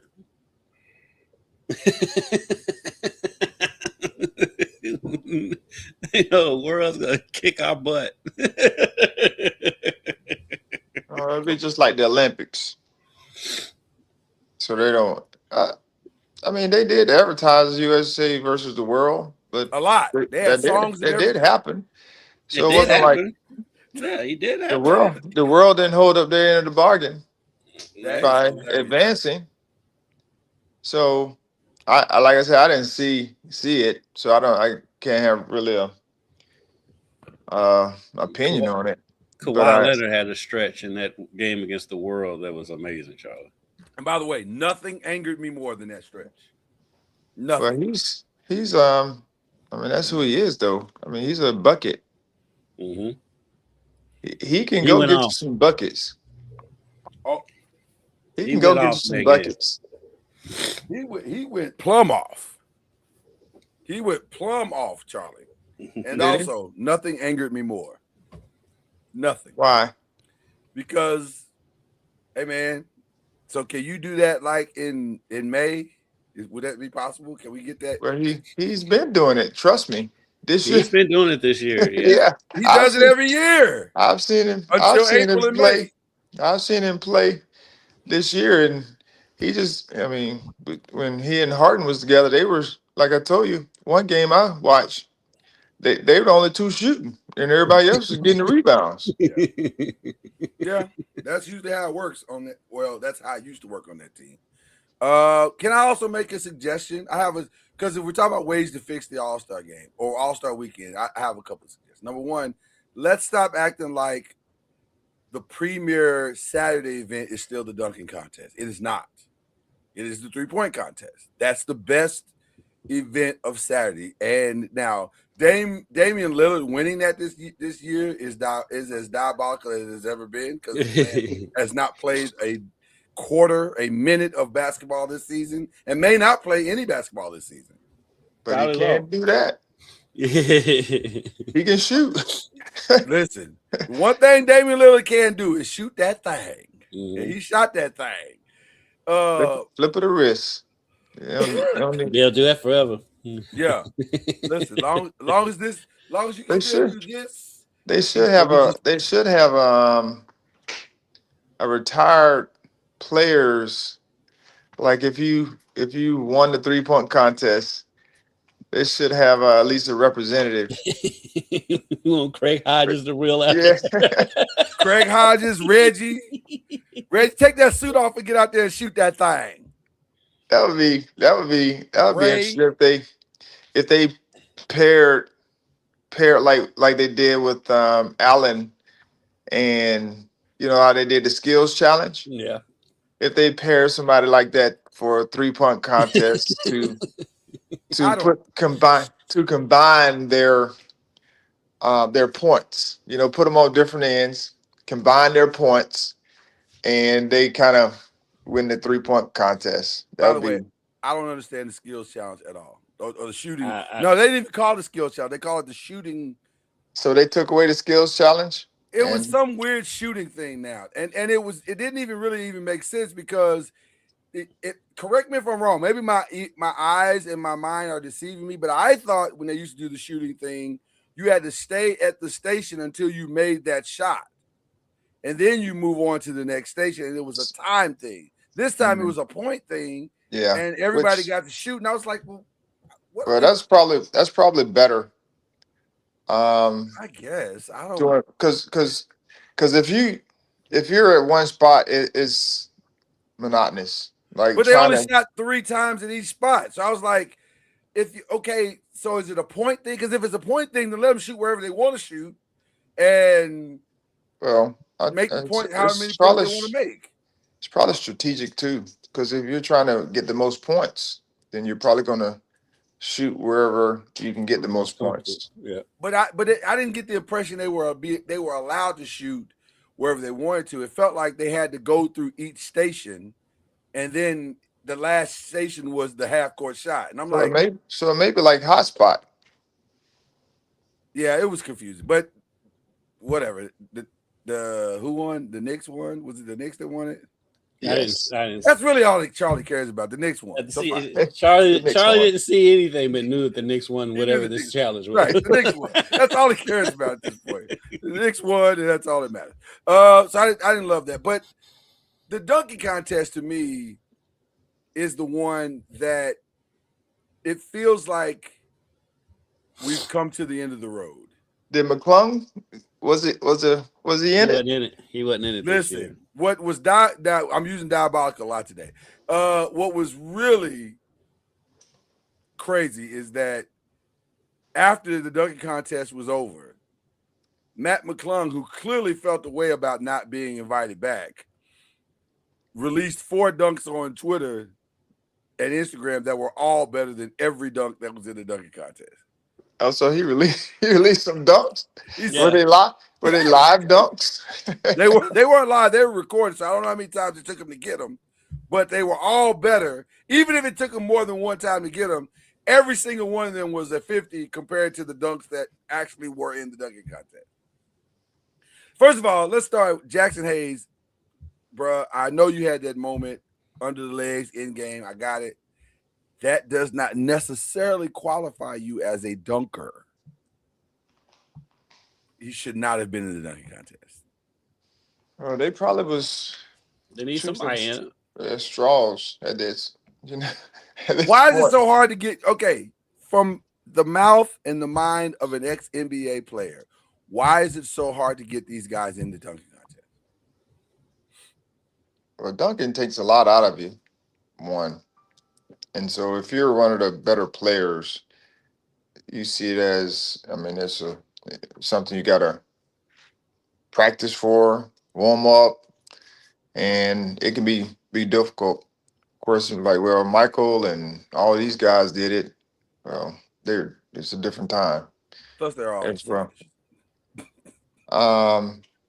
And so I don't know. You know, they got the guys that I think they felt can enter it, but I would love to have seen McClung come back. I don't know if he's on a team or not, but he should be defending his title. Well, there was a rumor that those guys said, if he's going to do it, we're not. I don't know how true that is, but Let that remain as a rumor. That's yeah, to me. I don't know how true that that's is. not a but- competitive mindset, Right. and so that just doesn't sound right.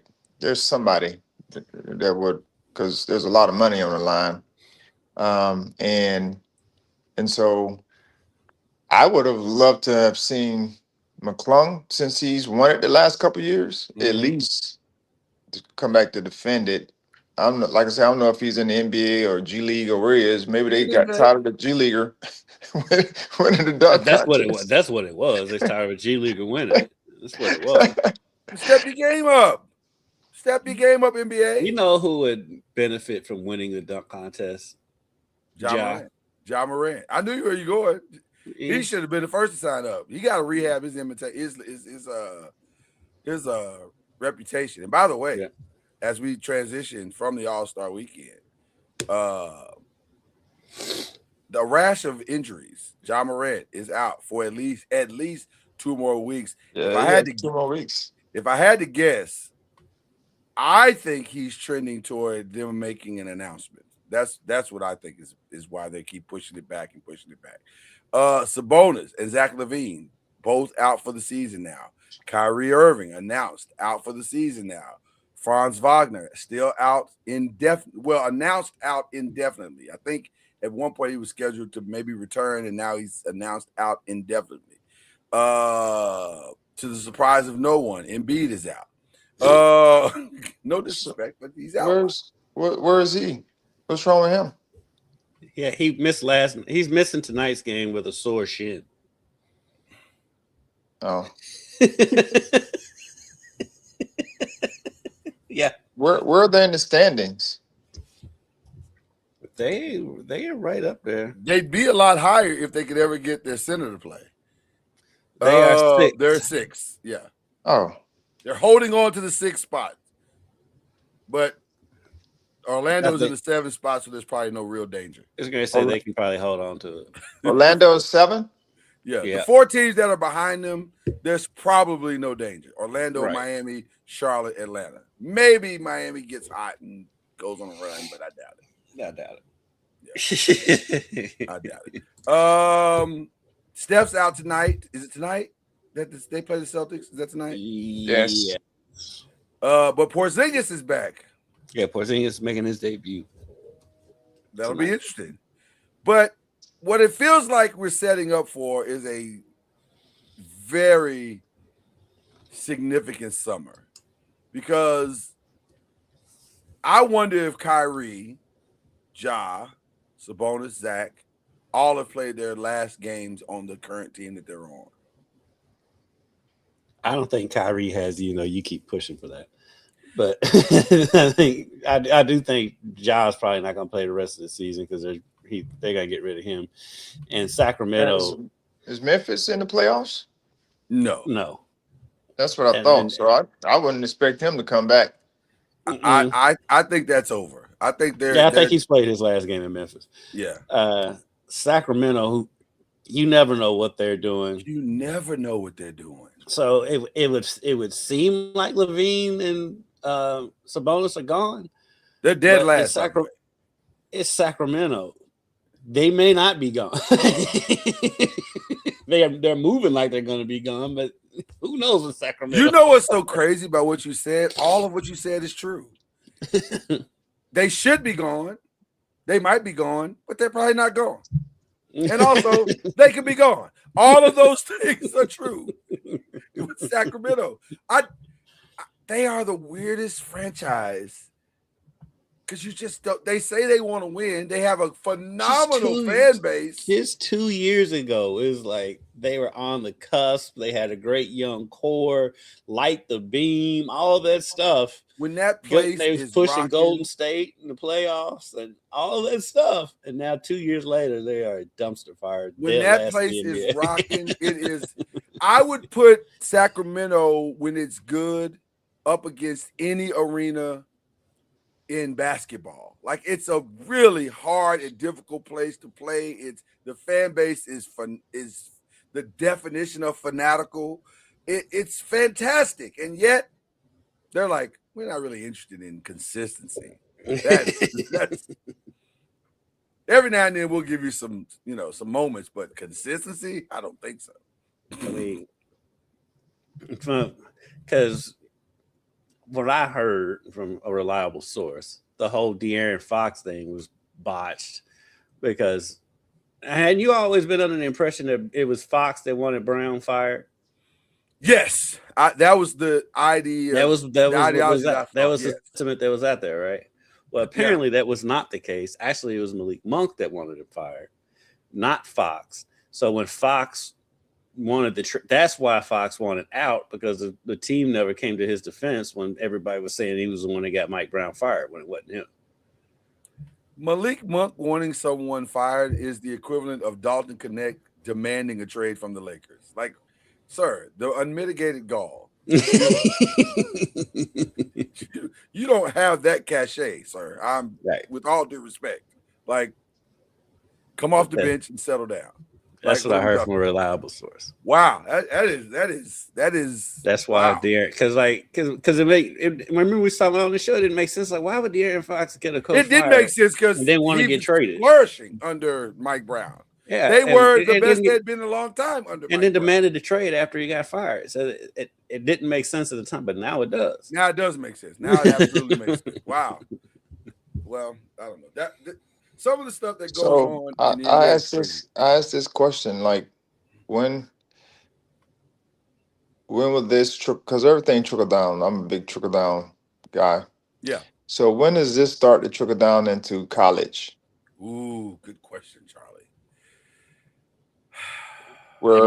With NIL money now, it may where players who are making a lot of money start complaining about the coach and the coaches or whatever it may be.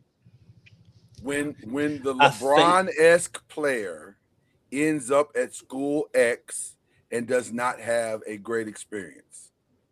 that's when it'll happen. Well, It's going to happen, Charlie, to your point. Well, only two reasons why I say it may not happen. One is because still the coaches are making more than the players in most instances, where that's not the case in the NBA. And two, the players aren't in college long enough to cause that much of a ruckus. I don't think it'll happen at a blue blood, but I do think it will happen at a school like let's say like a BYU who stumbled into this particular situation. And let's say Dibanasi has an awful season, and it's all in his mind, it's all the coach's fault. Hold on, what was that name again? Dibanasi. I don't know how to I struggle. Listen, he's no DJ Uyagalele. He's no that. It's just the bouncer. Is it the monster? I said it looks like Dibanasi. You made him like from the Ukraine. Listen, they don't pay me to learn all the names. I'm Charles Barkley when it comes to these names, brother. I ain't gonna hold you. Dabanowski. Dabanowski. I don't know. I am Charles Barkley when it comes to these names. Shout out to Charles Barkley, by the way. But yeah, I think it'll happen when a player of that ilk will say, this is all his fault. And I'll come back if he's not here. Oh, okay. This is an easy fix. Yeah, right? that would probably be the scenario in which it happened. I just, like I said, the coaches are still making more than the players right now. And so, and the players are only, even if the player, well, I was going to say the players are usually only there for 4 years, but if I'm being honest, I think it's more likely to happen in football than it is basketball. Yes. Yeah. Yes. Yeah. Yeah, because Arch could clearly get Sarkisian fired if he wanted. Without question. And make it depending on how the season goes. It's very possible that Sark could be looking for a job. So, yeah, it's likely. Yeah, you're right. You dead on. It's more likely to happen in football than basketball. If you know Texas, they're there football, longer. If you know Texas football, the clock has started on his career. And they're there longer in football than they are in basketball. 100%. That's true. 100%. So, but I think we're headed toward a weird switch of teams this summer. Like this summer is going to be crazy. Yeah, I think it's going to get kind of nutty. Yeah, I think it's so funny to hear Stephen A. Smith 2 days ago say, "There's absolutely no way the Lakers are going to get Giannis. It's just never going to happen." I'm like, it's happening right now in real time. I would never say never. It's happening right now in real time. You cannot say never ever again after this. So would LeBron James be on that team? That's the X factor. That really is the X factor because I saw the curve yesterday where they said they would welcome him back if he I saw and I felt like that was PR. I'll be honest with you. I felt that was more PR than anything. I can't see unless LeBron is looks at his family and says, I don't want to do anything to disrupt my happy home. I'll take whatever I need. I'll do whatever I need to do to stay here. If he and that would be the most un-LeBron thing ever. Because he's not necessarily taking less money in any situation he's ever been in. So he's going to next year regardless. Well, he's going to somewhere. But I wonder, would he be willing to do that? And by the way, I don't know if those plans have anything to do with what the Lakers are doing with Los Angeles. First of all, Giannis and Los Angeles got to calm down. Because at some point, it starts to look like collusion. Like, he's all through the All-Star weekend. He's got he and his wife have all this time to be all throughout the community, and they're doing all these. Y'all got to calm down. That's just the All-Star weekend, though. Well, but some of it was like, okay, let's, And then the interview with Malika Andrews, Jesus, man. Like, as of today, I am a buck. Don't do that. You don't have to do that. You don't have to do that. Just say we've had some great times here in Milwaukee. I'm not sure what my future holds, but until it's decided, that would have been, as of today, come on. Lloyd, we're in our 50s. Giannis is that what it is? Yeah. Am I the old man now? We old. That's probably true. We've That had part enough is life experience and seeing this stuff happen to know the right answer. He's like what 30 from Greece. He hasn't watched Yeah. all this crazy stuff all his life. I'm like, this is clearly conversations are happening in the room that we are not privy to, and there's very strong discussion. I'm joining Lloyd on this one. I think most likely he's going to end up in LA, which is crazy to think about. and I don't see how LeBron figures into that picture. I don't either. I don't know how that works. Like, you can't pay everybody. So you think LeBron would go to? It has to be a three-way trade. Yeah, but I think we both think it'll be a three-way trade. Milwaukee. No, We think it'll be a three-way trade. He Ends up living in Cleveland. He and Bronny are going to Cleveland. Only reason why I have a hang up on it may not happen is ironically, because of what you say, because of Zuri. You gonna pull Zuri out of her school? That's why and move her back to Cleveland. Right. That's the thing. Well, I would. The two I would boys say, are grown. Yeah. Yeah, They don't care. I don't think that would be a factor because as much as I think he understands this is probably his last hurrah. Yeah. They would probably keep her in school there. Mm-hmm. They may And not go back. You Yeah. just have a condo in Cleveland. and they would get a place in Cleveland, and of course they can always, this is for them it's a jump in the plane. Yeah, I would imagine he come has to a place town. in Cleveland. he'll just live in his place in Cleveland and Yeah. take the jet out to LA whenever he needs to. Yeah, that's what I would think. So that she can keep her life, stable. Mm-hmm. And But does he because want to miss? It's only for a year. But does he want to miss even that? Like, does he really want to miss whatever's going on in this final? I mean, I guess, yeah, you're right. It is just a year, and she's still. And I'm not. Really young. What grade is she in? That I'm not sure. I'm not sure. Yeah. Yeah. So I mean, she might be old school age, maybe. But she's actively playing volleyball. She's apparently pretty good from all accounts. So I don't know. He's probably missing some things now. Stuff, yeah. It'll probably be more, but like I said, it's a short window in the sense of it being a year. It's not like this is going to be long term. Mm-hmm. Does he want the tour? Do you believe he wants the tour? Come on. He'll say he doesn't. I tried to, I tried to hide my tongue in my cheek when I said it. You saw that. He'll say he doesn't want it. Does he deserve the tour? Yes. The man been playing for 30 years.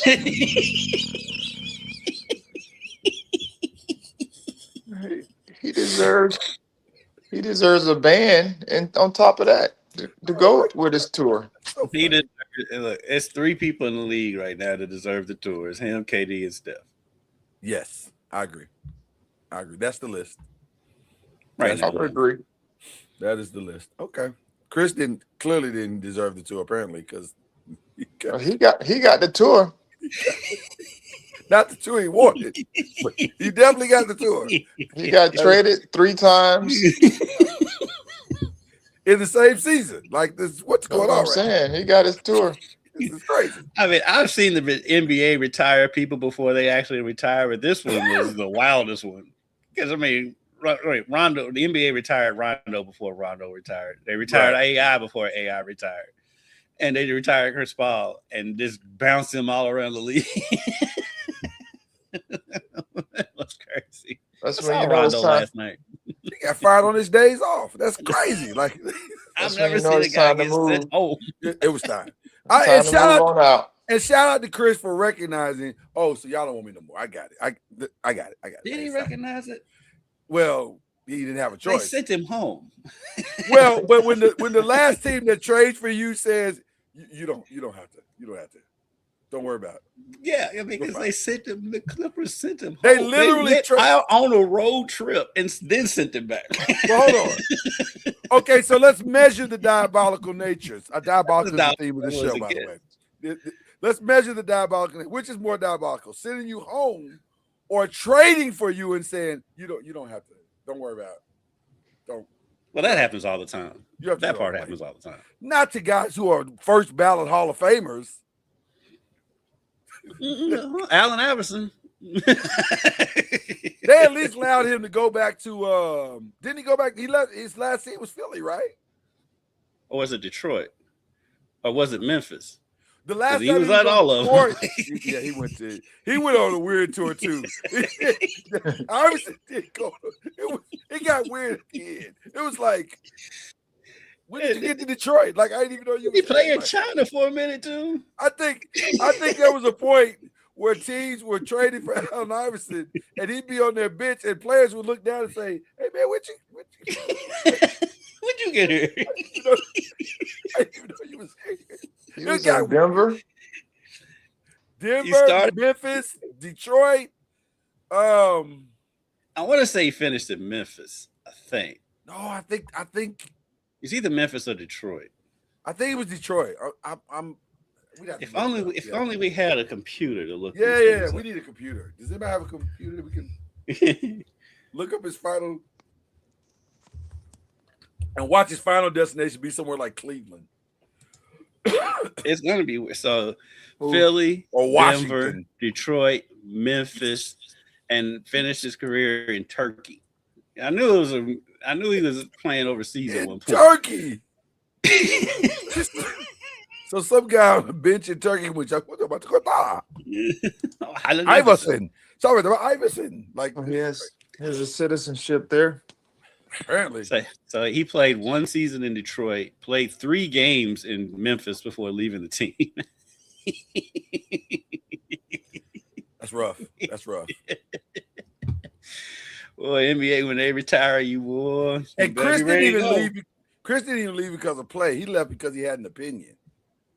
Well, his play too, because if his play could back up his opinion, he'd still be playing. Well, that may be that. I think that's the point Ty Lue was making. I think that's the point Ty Lue was making. Like, fam, you can't even get on the court. Be quiet. I mean, Kyrie was out here saying the world is flat. He was still playing. You know what? I gotta say this though.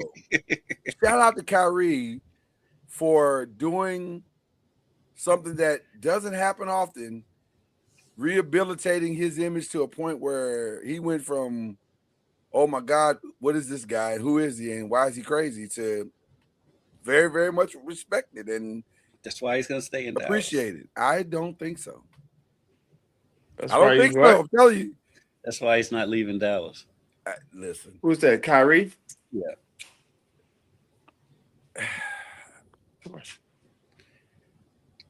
Lloyd is convinced that Dallas is going to let Kyrie go. I'm convinced that he's not. I think they're not. Because they love Kyrie there, and they want the veteran leadership of Cooper Flag. They need a vet there. I mean, who's going to be a vet? PJ Washington. So, you can get cheaper vets. They can play. They'll be able to lowball Kyrie because he's coming off that injury. I'm laughing at First Take right now because Steven's A-list is top 5 things Commissioner Draymond Green would allow. 5 is stomping, 4 is slaps, 3 is chokeholds, Commissioner 2 is groin Draymond kicks. Green. Yes. Did I miss a breaking news? When did that happen? Sure Draymond probably said something crazy. Is Draymond on the show? No. Oh, okay. Draymond has an opinion. Yeah. Hear me, Draymond Green. You are never going to be commissioner of the NBA. No, I just want to see what they make number 1. Because like I said, number 5 is stomping, 4 is slaps, 3 is chokeholds, 2 is groin kicks. And they haven't said number 1 yet. Here's number 1. Yelling at refs. He's done them all. Oh yeah, they have video of every one of them. He is the authority when it comes to all these things. So, All right. Well, we definitely gonna revisit that whole experience with all of that. But what's the one thing you wouldn't mind seeing happen in the NBA this summer, Charlie? What's the one thing you wouldn't mind seeing happen? The one trade that you wouldn't mind seeing happen this summer? Well, one, getting Giannis going somewhere else. That's for sure. Yeah. I don't know where he's going. I know but it's just par for the course. I'm just a big believer that the way they treated Adrian, what's Adrian? He was the head coach, and Doc came and replaced him in the middle of the year yeah. How's he not gotten another job yet? because I don't know. Narratives. And so to me, False narratives, but this is all just par for the course for just that type of mindset, and treating people, disrespectfully. Yeah. There just has to be some tact to it all, and I'm just, I'm happy to see that it didn't work out. You're happy to see that? Okay. Yeah, because it just wasn't right the way It they wasn't did right. it. You're right. And sometimes when those Well, they things brought in a happen, consultant, and the consultant said, "I think I can do a better job."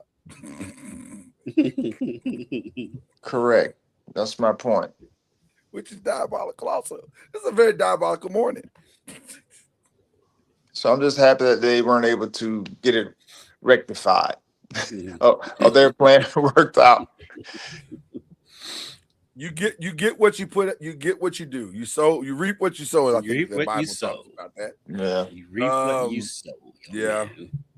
You're not supposed to be rewarded for doing diabolical things. You're not supposed to. Giannis wasn't diabolical enough. It wasn't Giannis' fault. Yeah, it That's wasn't why he's Giannis' still in fault. Milwaukee because Right. he didn't raise enough hell. Yeah. He needs to learn from James Harden. Yeah, because when James is done, just go ahead and just go and send him. Soon as he has an inch of wanting to go. I'm not even sure James goes to the front office. He probably just sends a text like, "Hey, y'all need to figure something out." Oh, I guarantee It's it's gonna be the most simplistic way. Yeah. If you watch Starting Five on Netflix, That's what I'm saying. That's what way. Yes, that's what I'm saying. James be like, Charlie, have you watched any of those? Charlie, have you seen Starting Five on Netflix? No, I haven't. They follow 5 players around for a season. They've done 2 seasons. The first season was LeBron, Ant, who I would have been fine if they just did Ant. They didn't need anybody else. Ant by himself was a good time. I think I may have seen some clips from that. Yeah, it was LeBron, Ant, Sabonis. Was it Tatum? Yeah, Tatum was in the first season. Yeah, he was in And then it was because it was Jaylen Brown the second season. Jaylen was the second season. Yeah. By the way, the second season was James Harden, which again they could have just stayed with James Harden. By the way, the trade I want to see is Anthony Edwards on a team where he can truly have a chance to win a championship. Well, Anthony Edwards is a good time. So they're gonna have to make some moves. Anthony Edwards is a good time. He's so country. He's so country, and he's too much of a good time. I know. A little bit, but it's again, funny, though. It was basically to my point about Ja, which was the most hilarious point. Now talking about Anthony Edwards being the face of the league. He's got 5 baby mamas in like 2 years. Ja seems like a good dad to his one daughter that he has the more squeaky clean outlook. He's almost out of the league because that's how much of a fool he's acting. Come on, bro. You can't give Ja Morant away now like you can't give a School Days VHS away.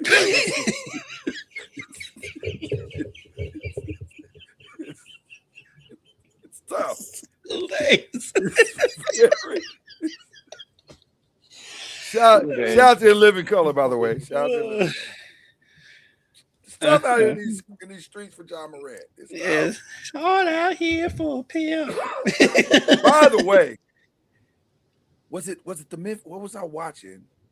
I was watching the WWE, and there's a wrestler by the name of Trick Williams. He's in town.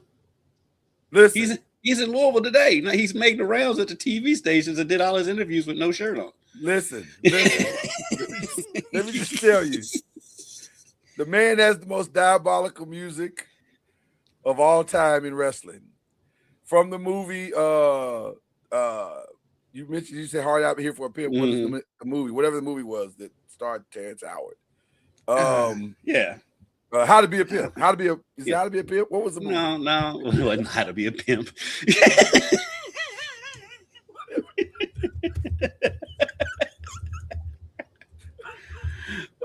What is the movie? Oh gosh, wow. Hard Out Here for a Pimp. What was the movie? Hustle and Flow. Hustle and Flow. Doggone it. Couldn't remember the name of the movie. It's supposed But- to How to Be a Pimp. How to Be a Pimp. That's what Who you think it was Velvet Jones? I want to be a pimp. That's what he was. He was a pimp. But what's funny is his interest music is Whoop That Trick. Yeah. And so what was funny is on Monday night, they were in Memphis, but he wasn't there.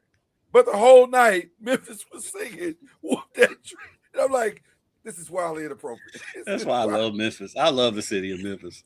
I love the city. Everybody from Memphis is crazy. Memphis is a wild place.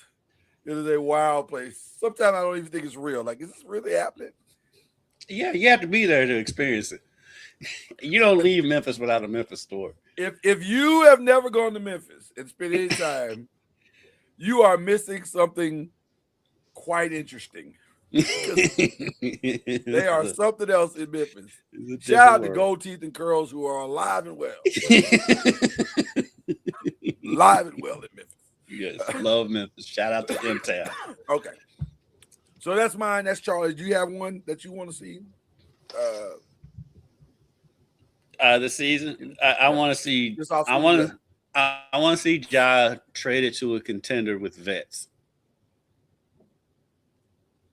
That's what I want. Any particular location? I think Houston would be good for him. Ooh. If KD sticks around. Only problem is, But man, when Fred VanVleet will be back. Well, but now KD's burner game is going to go to a whole nother level with John Morant. Like Fred VanVleet coming back. The day a trade with Ja going to Houston goes down, KD is going to buy a burner company. Like he's going to buy or 10 phones lined up on the table, just tweeting all the time. Game wise, I would love to see Ja and Ant together.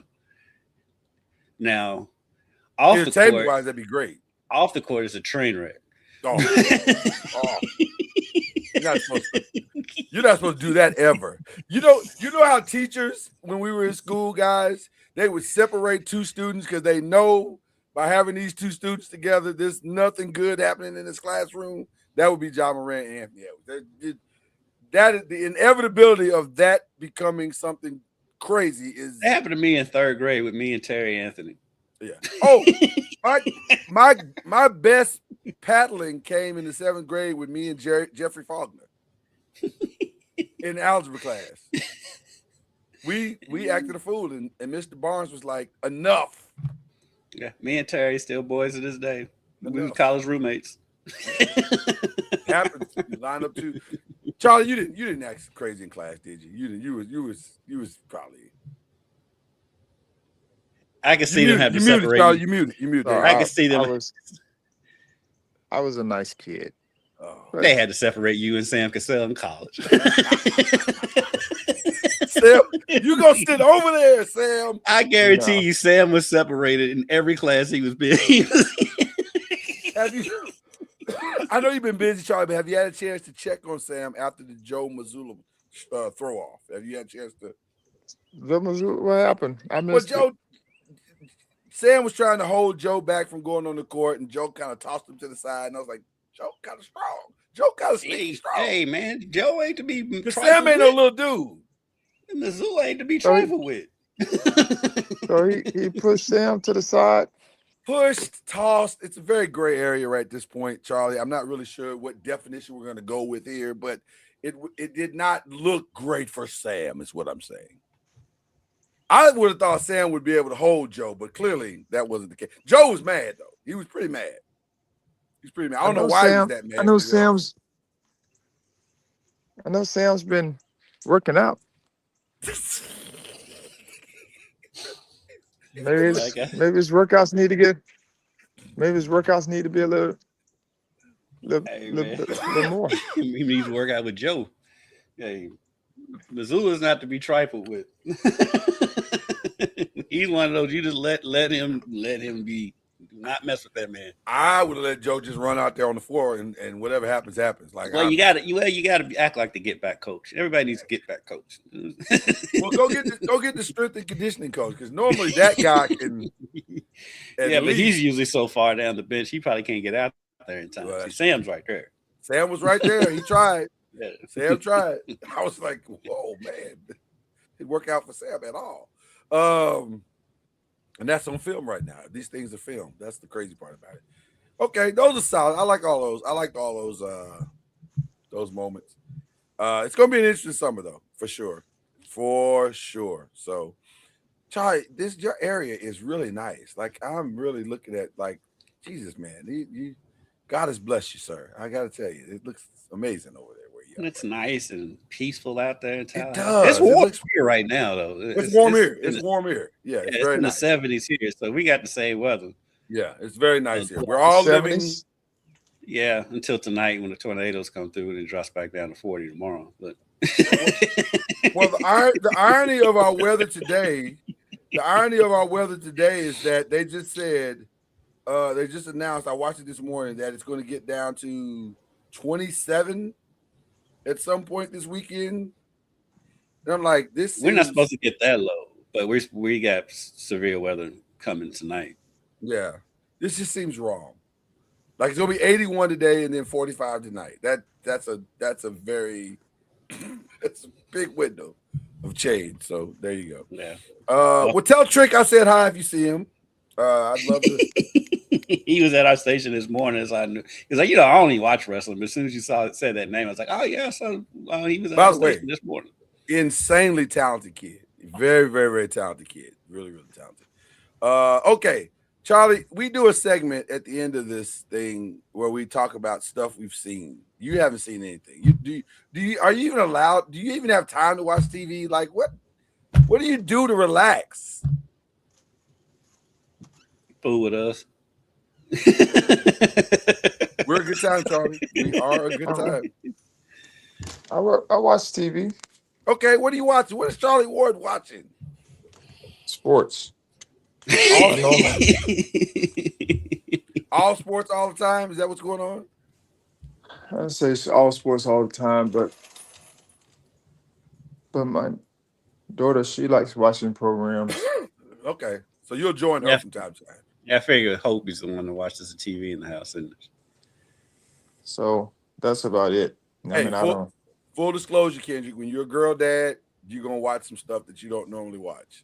Oh, trust me, I get it from you all the time. I'm crazy stuff you watch. I'm in here I'm in here watching stuff.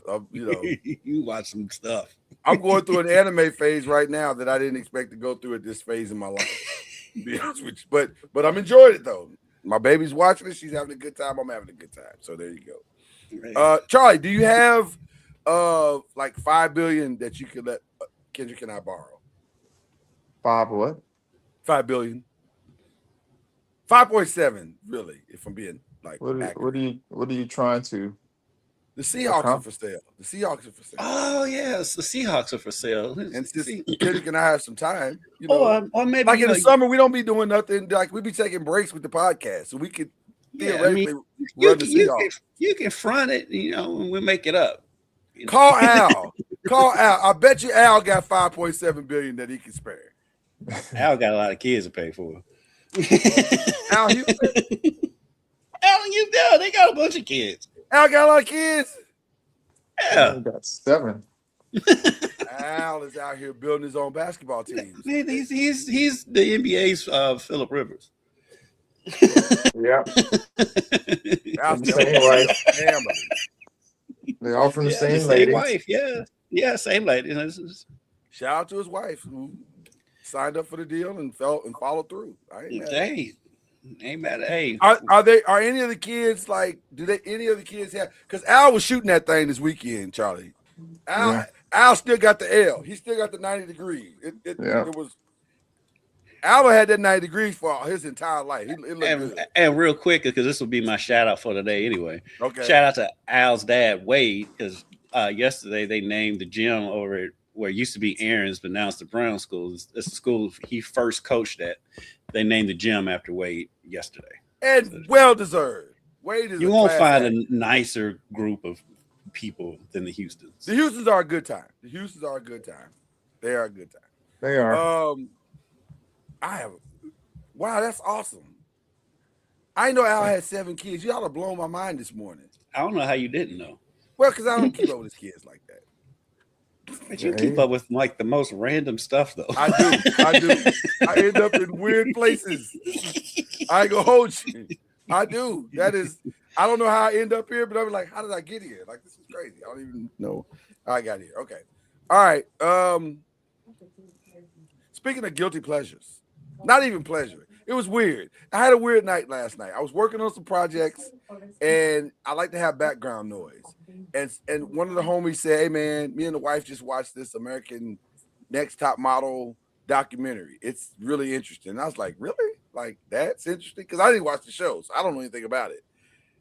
I didn't know that it was as cringy as it is. Like it was the show is very cringy. And anything dealing with that world is going to be cringy. How it stayed on as long as it did, like that show could not be done today at all, in no form. Kind of like in Living Color. You can't tell any of those jokes on TV today. Tyra Banks would be arrested immediately for everything she did in that show. Where is it on? It's on Netflix. But here's the thing that I walked away understanding about that as well. In our world today, there is a lack of, the only word I have is accountability for the actions of our past. And there is a deep desire to just move on. It happened, let's move on. I know slavery happened, but let's just move on. That's kind of where we are in the world today. Everybody just wants to move on. Things were different in the past. So let's just move on. Just because you move on don't mean that it didn't happen. All I'm saying, Charlie, all I'm saying, like, we'll move on, but also can we acknowledge the fact that you did this thing and it was diabolical and it affected a lot of lives. Why is diabolical my word today? It's normally not, but it is. You have said it a lot today. I'm aware. I'm being self-aware. Like I'm going, what is happening? Is that your word for today? The word for the day is, diabolical. Apparently, because I've used it like 10 times. I don't know why, but anyway. But yeah, accountability. I watched the whole thing and I kept waiting for her to say I was wrong. I made a ton of mistakes, and she never actually said it. She just kind of like, well, it was a different time, different space. Who is this? Tyra Banks. She's like, yeah, I know that girl almost killed herself because of what we did, but hey, it was a different time. Like, wait, that's not you. We can't do that. We can't gloss over that. That seems wrong to gloss over it like it wasn't a thing that you did. You did this thing. So, and the fact that everything was so out of her control. Well, the network and it wasn't out of control. It was the higher ups. The show is called Tyra Banks, America's Next Top Model. Oh yeah. You could have said something. I refuse to believe that you couldn't have said anything. Or here's a thought: remove your name from it, and say, if y'all keep this up, I'll walk away from the show, which is fine. So I don't know. It was weird. It was a weird thing to watch, but I did watch it. So it was on Fox, and so they probably paid her a whole lot of money, so she shut up. Oh, she paid. Yeah, I'm sure she did quite well. because it was on a long time. I didn't know it was on that long, like 20 seasons. Yeah, but 20 seasons and reality TV can be like 5 years. Right, exactly. Because they do like They do what they call cycles. So they were like Yeah. 24 cycles. Yeah. The seasons are like 10 episodes, maybe. Right, exactly. I don't know if you can call them actual seasons, but whatever. Yeah. But yeah, so I did watch that. So but what about you, sir? Mr. Kendrick Haskins. I just started the latest season of whatchamacallit, Bel Air. I finished up Godfather of Harlem and I'm watching Bel Air now. So Okay. it's The still final over season of Bel Air is on. Yeah. it's still over the top. It's way over the top. It's like now I'm watching it just because I want to see how it ends. I'm like, I've given up on it. Without giving anything away, it's not going to get any less over the top. I already know. I'm just telling you.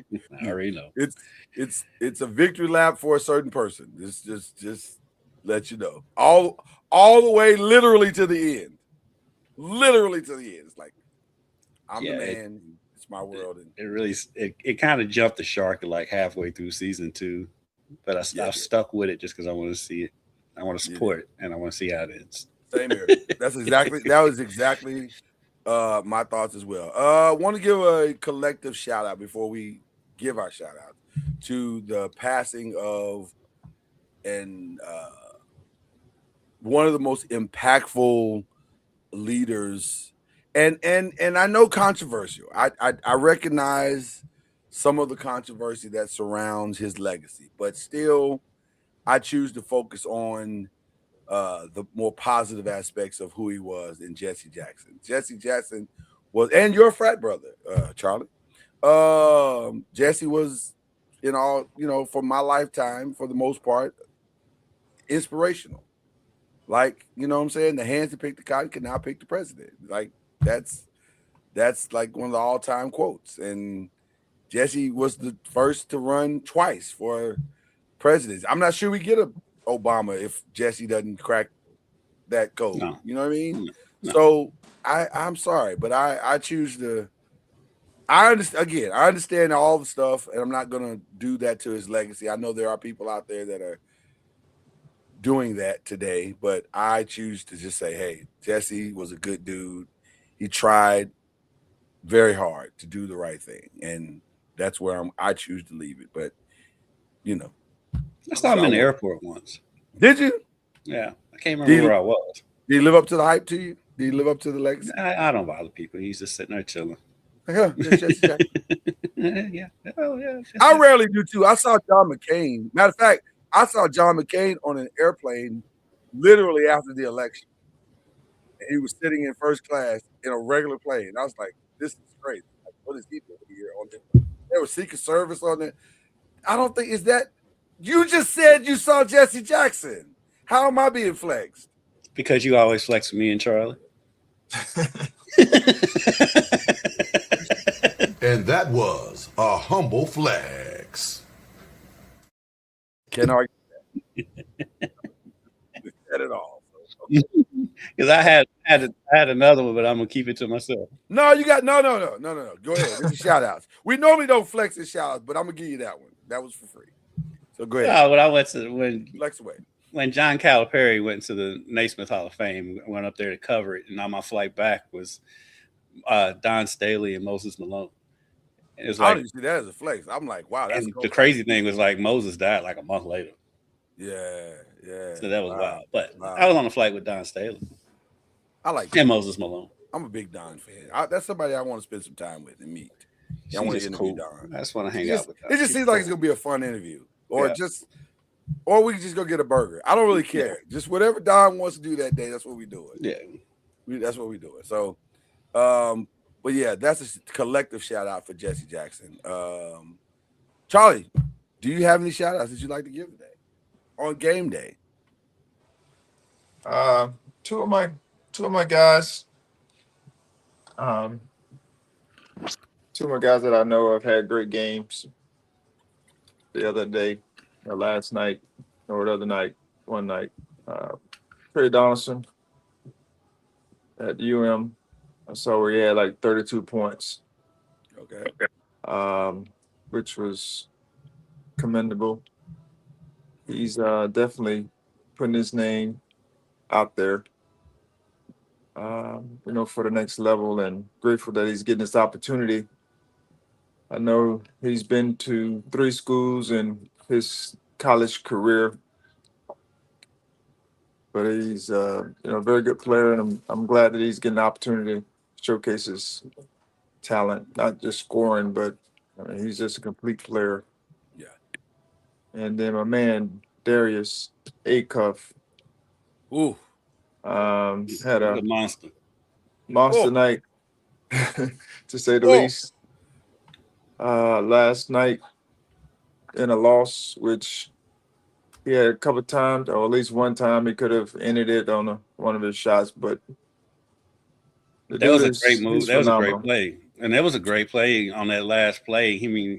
Clearly, fundamental. You get it, just get the ball up on the backboard and Yeah. either make it or it's there for a rebound. And they got everything they wanted on that play. The ball just kind of slipped out of the guy's hand when he was going for the dunk. But Acuff was amazing last night. He was This so draft hot. class I'll be honest with is you. insane.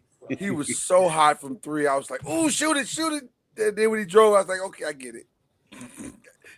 He wasn't wrong. He wasn't wrong. I think he made the right call. But we're not going to get carried away like Kendrick Perkins currently is right now. As we speak, he's saying that Acuff is the best point guard that John Calipari has ever had. We're not doing that. He had Derrick Rose, John Wall, Shea, Devin Booker, Jamal Murray, De'Aaron Fox, and Tyrese Maxey. We're not doing that with you. No. I wouldn't say he's the best, but I'll say he is definitely in that class. He's in that class. He's the best. He's the best since he's been at Arkansas. He's been there for, right. You've been there for 5 minutes, right? Exactly. Right. That's exactly if you want to say that, exactly that's fine. Okay. But one thing I can say about Acuff is that I get a chance to see our coach and those other guys. I've seen him from afar, but the dude's amazing. Like he is one of the best point guards I've seen. He's scoring wise, but he seems to make the right play. Yes. More times than not. Mm-hmm. And that is sometimes that's the determining factor. Because I've coached him at USAB, and I had him a couple of times on my team, and he made it easy. The easy part was here. You have the ball in your hands. We're gonna do this, and you then you do what you do. It makes coaching so much easier when you have a guy like that. Where you know, get out the way. Yeah. Here's the ball. Make a play. I'm not going to say he's the best player in the draft, but I'm not going to say that I wouldn't take him before I take everybody else. To be honest with you, I love the way he sees. I'm like you, Charlie. He sees the game the way you want your point guard to see the game, and that. To me, that's something that every team in the NBA needs. Like you need a coach on the floor. He's got a lot of Rondo in his game, but he's a better scorer. Yeah. Almost definitely. Yeah, but he's a better scorer. So how valuable is that to you is the question. Listen, I love the kid. I just think he's wherever.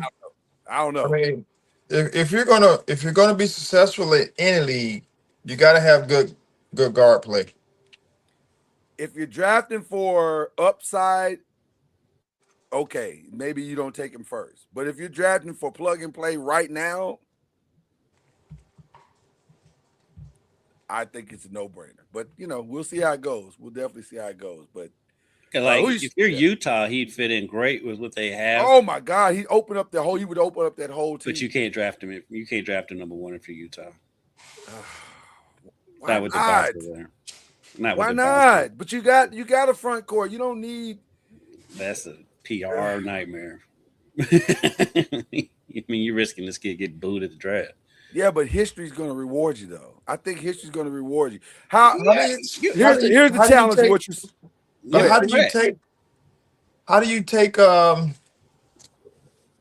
bouncer and you already have what's his name who got drafted? They're the same players. That's what I'm saying. That's what I'm saying. That's the tough part.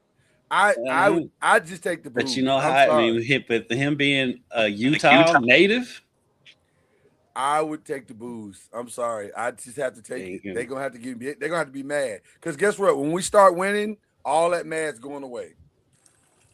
That might be the missing piece to their run. Unless they get rid of Ace Bailey. They might get rid of Ace Bailey. Or they can put them together. I mean, the Rosen and Reed are the same player, basically. I may have recency bias, but I love Acuff. I am a fan. I love him too. And I think he fits in with what they want to do more. But I think Acuff fits in better with Utah than DeBonsa does. But him and Jaren Jackson together could be dynamic. Him and Jaren Jackson together is what Ja and Jaren Jackson should have been. I mean, but if you say they're the same, I said DeRozan, but I meant Jaylen Brown and Jason Tatum are the same player. Yeah, they won a championship. It wouldn't be the first time a team has drafted the same player twice. Yeah, so I can see. I don't know. I'm just a fan of Acuff, so I get it. I understand. All right. Did you give your shout out? You didn't give a shout out yet, did you? Yeah, I did. Wade Houston. That was my shout out. Yeah. That's the only one. Okay, all right. Once again, shout out to the wife for this lovely ensemble. That's why I'm wearing gloves in the house. I normally don't do that, but I was like, "Are you about to go rob somebody when we get done?" Well, listen, the wife hooked the brother up unexpectedly on Valentine's Day. Normally, Valentine's is all about my ladies. All of my ladies in this house, but she surprised me this year with gloves and a hat, and I look nice, even though it's like 81 degrees out there right now. Well, it's 81 degrees, and you in there like you working on the docks. I do have a fan on in front of me right now, so I have labored for this show. Let me just tell you, and the love of my life. I've labored for this show and the love of my life. She just peeked her head out like, really, I love you, boo. That's all I'm saying. That's all I'm saying. Crazy. So let's shout out to her. And then I was another shout out I wanted to give. I forgot just that fast. That's the old man moment. We'll move on. I'm sure I'll get back around to it at some point. But I've had a good time. Love seeing my guys. Love seeing this. You guys. Thank you for your support and definitely want to send thoughts and prayers to LaMelo Ball. That's a weird situation that's going on there. Not really sure what it is. That's why we haven't talked about it. In case you all were wondering, I don't know what it is. We'll see. You say LaMelo? Yeah, got into a little accident yesterday. Oh, car? Yeah, Hummer. But yeah, he hit a car. You say he hit a car? Mm-hmm. Hard. No loss of life, or it appears no serious injuries from anybody, but the cars didn't make it. And the reasoning I'm still trying to flush out. So I'd rather just leave it alone for now because it's just not. Yeah, it's weird. It's a weird story. So. With that being, I hate to leave on that note. Do we have anything more positive to leave on? I didn't. It just popped up on my screen. That's why I brought it up. But is there anything else we could like? Apparently, somebody made an AI version of Paid in Full, starring the Ninja Turtles, and that's how we're leaving. So.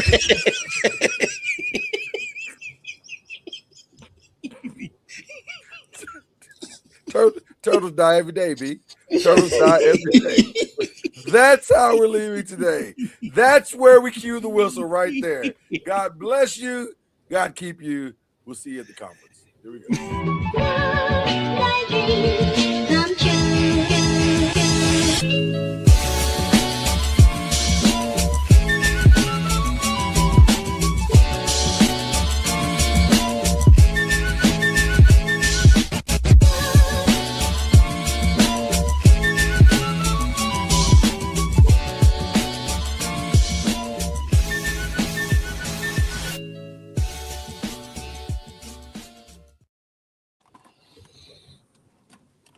Well, all right. Hold on 1 second. Don't say anything, guys. My screen is frozen. I'm trying to end the show. There we go. Did that do it? Still says live up in the corner. I was going.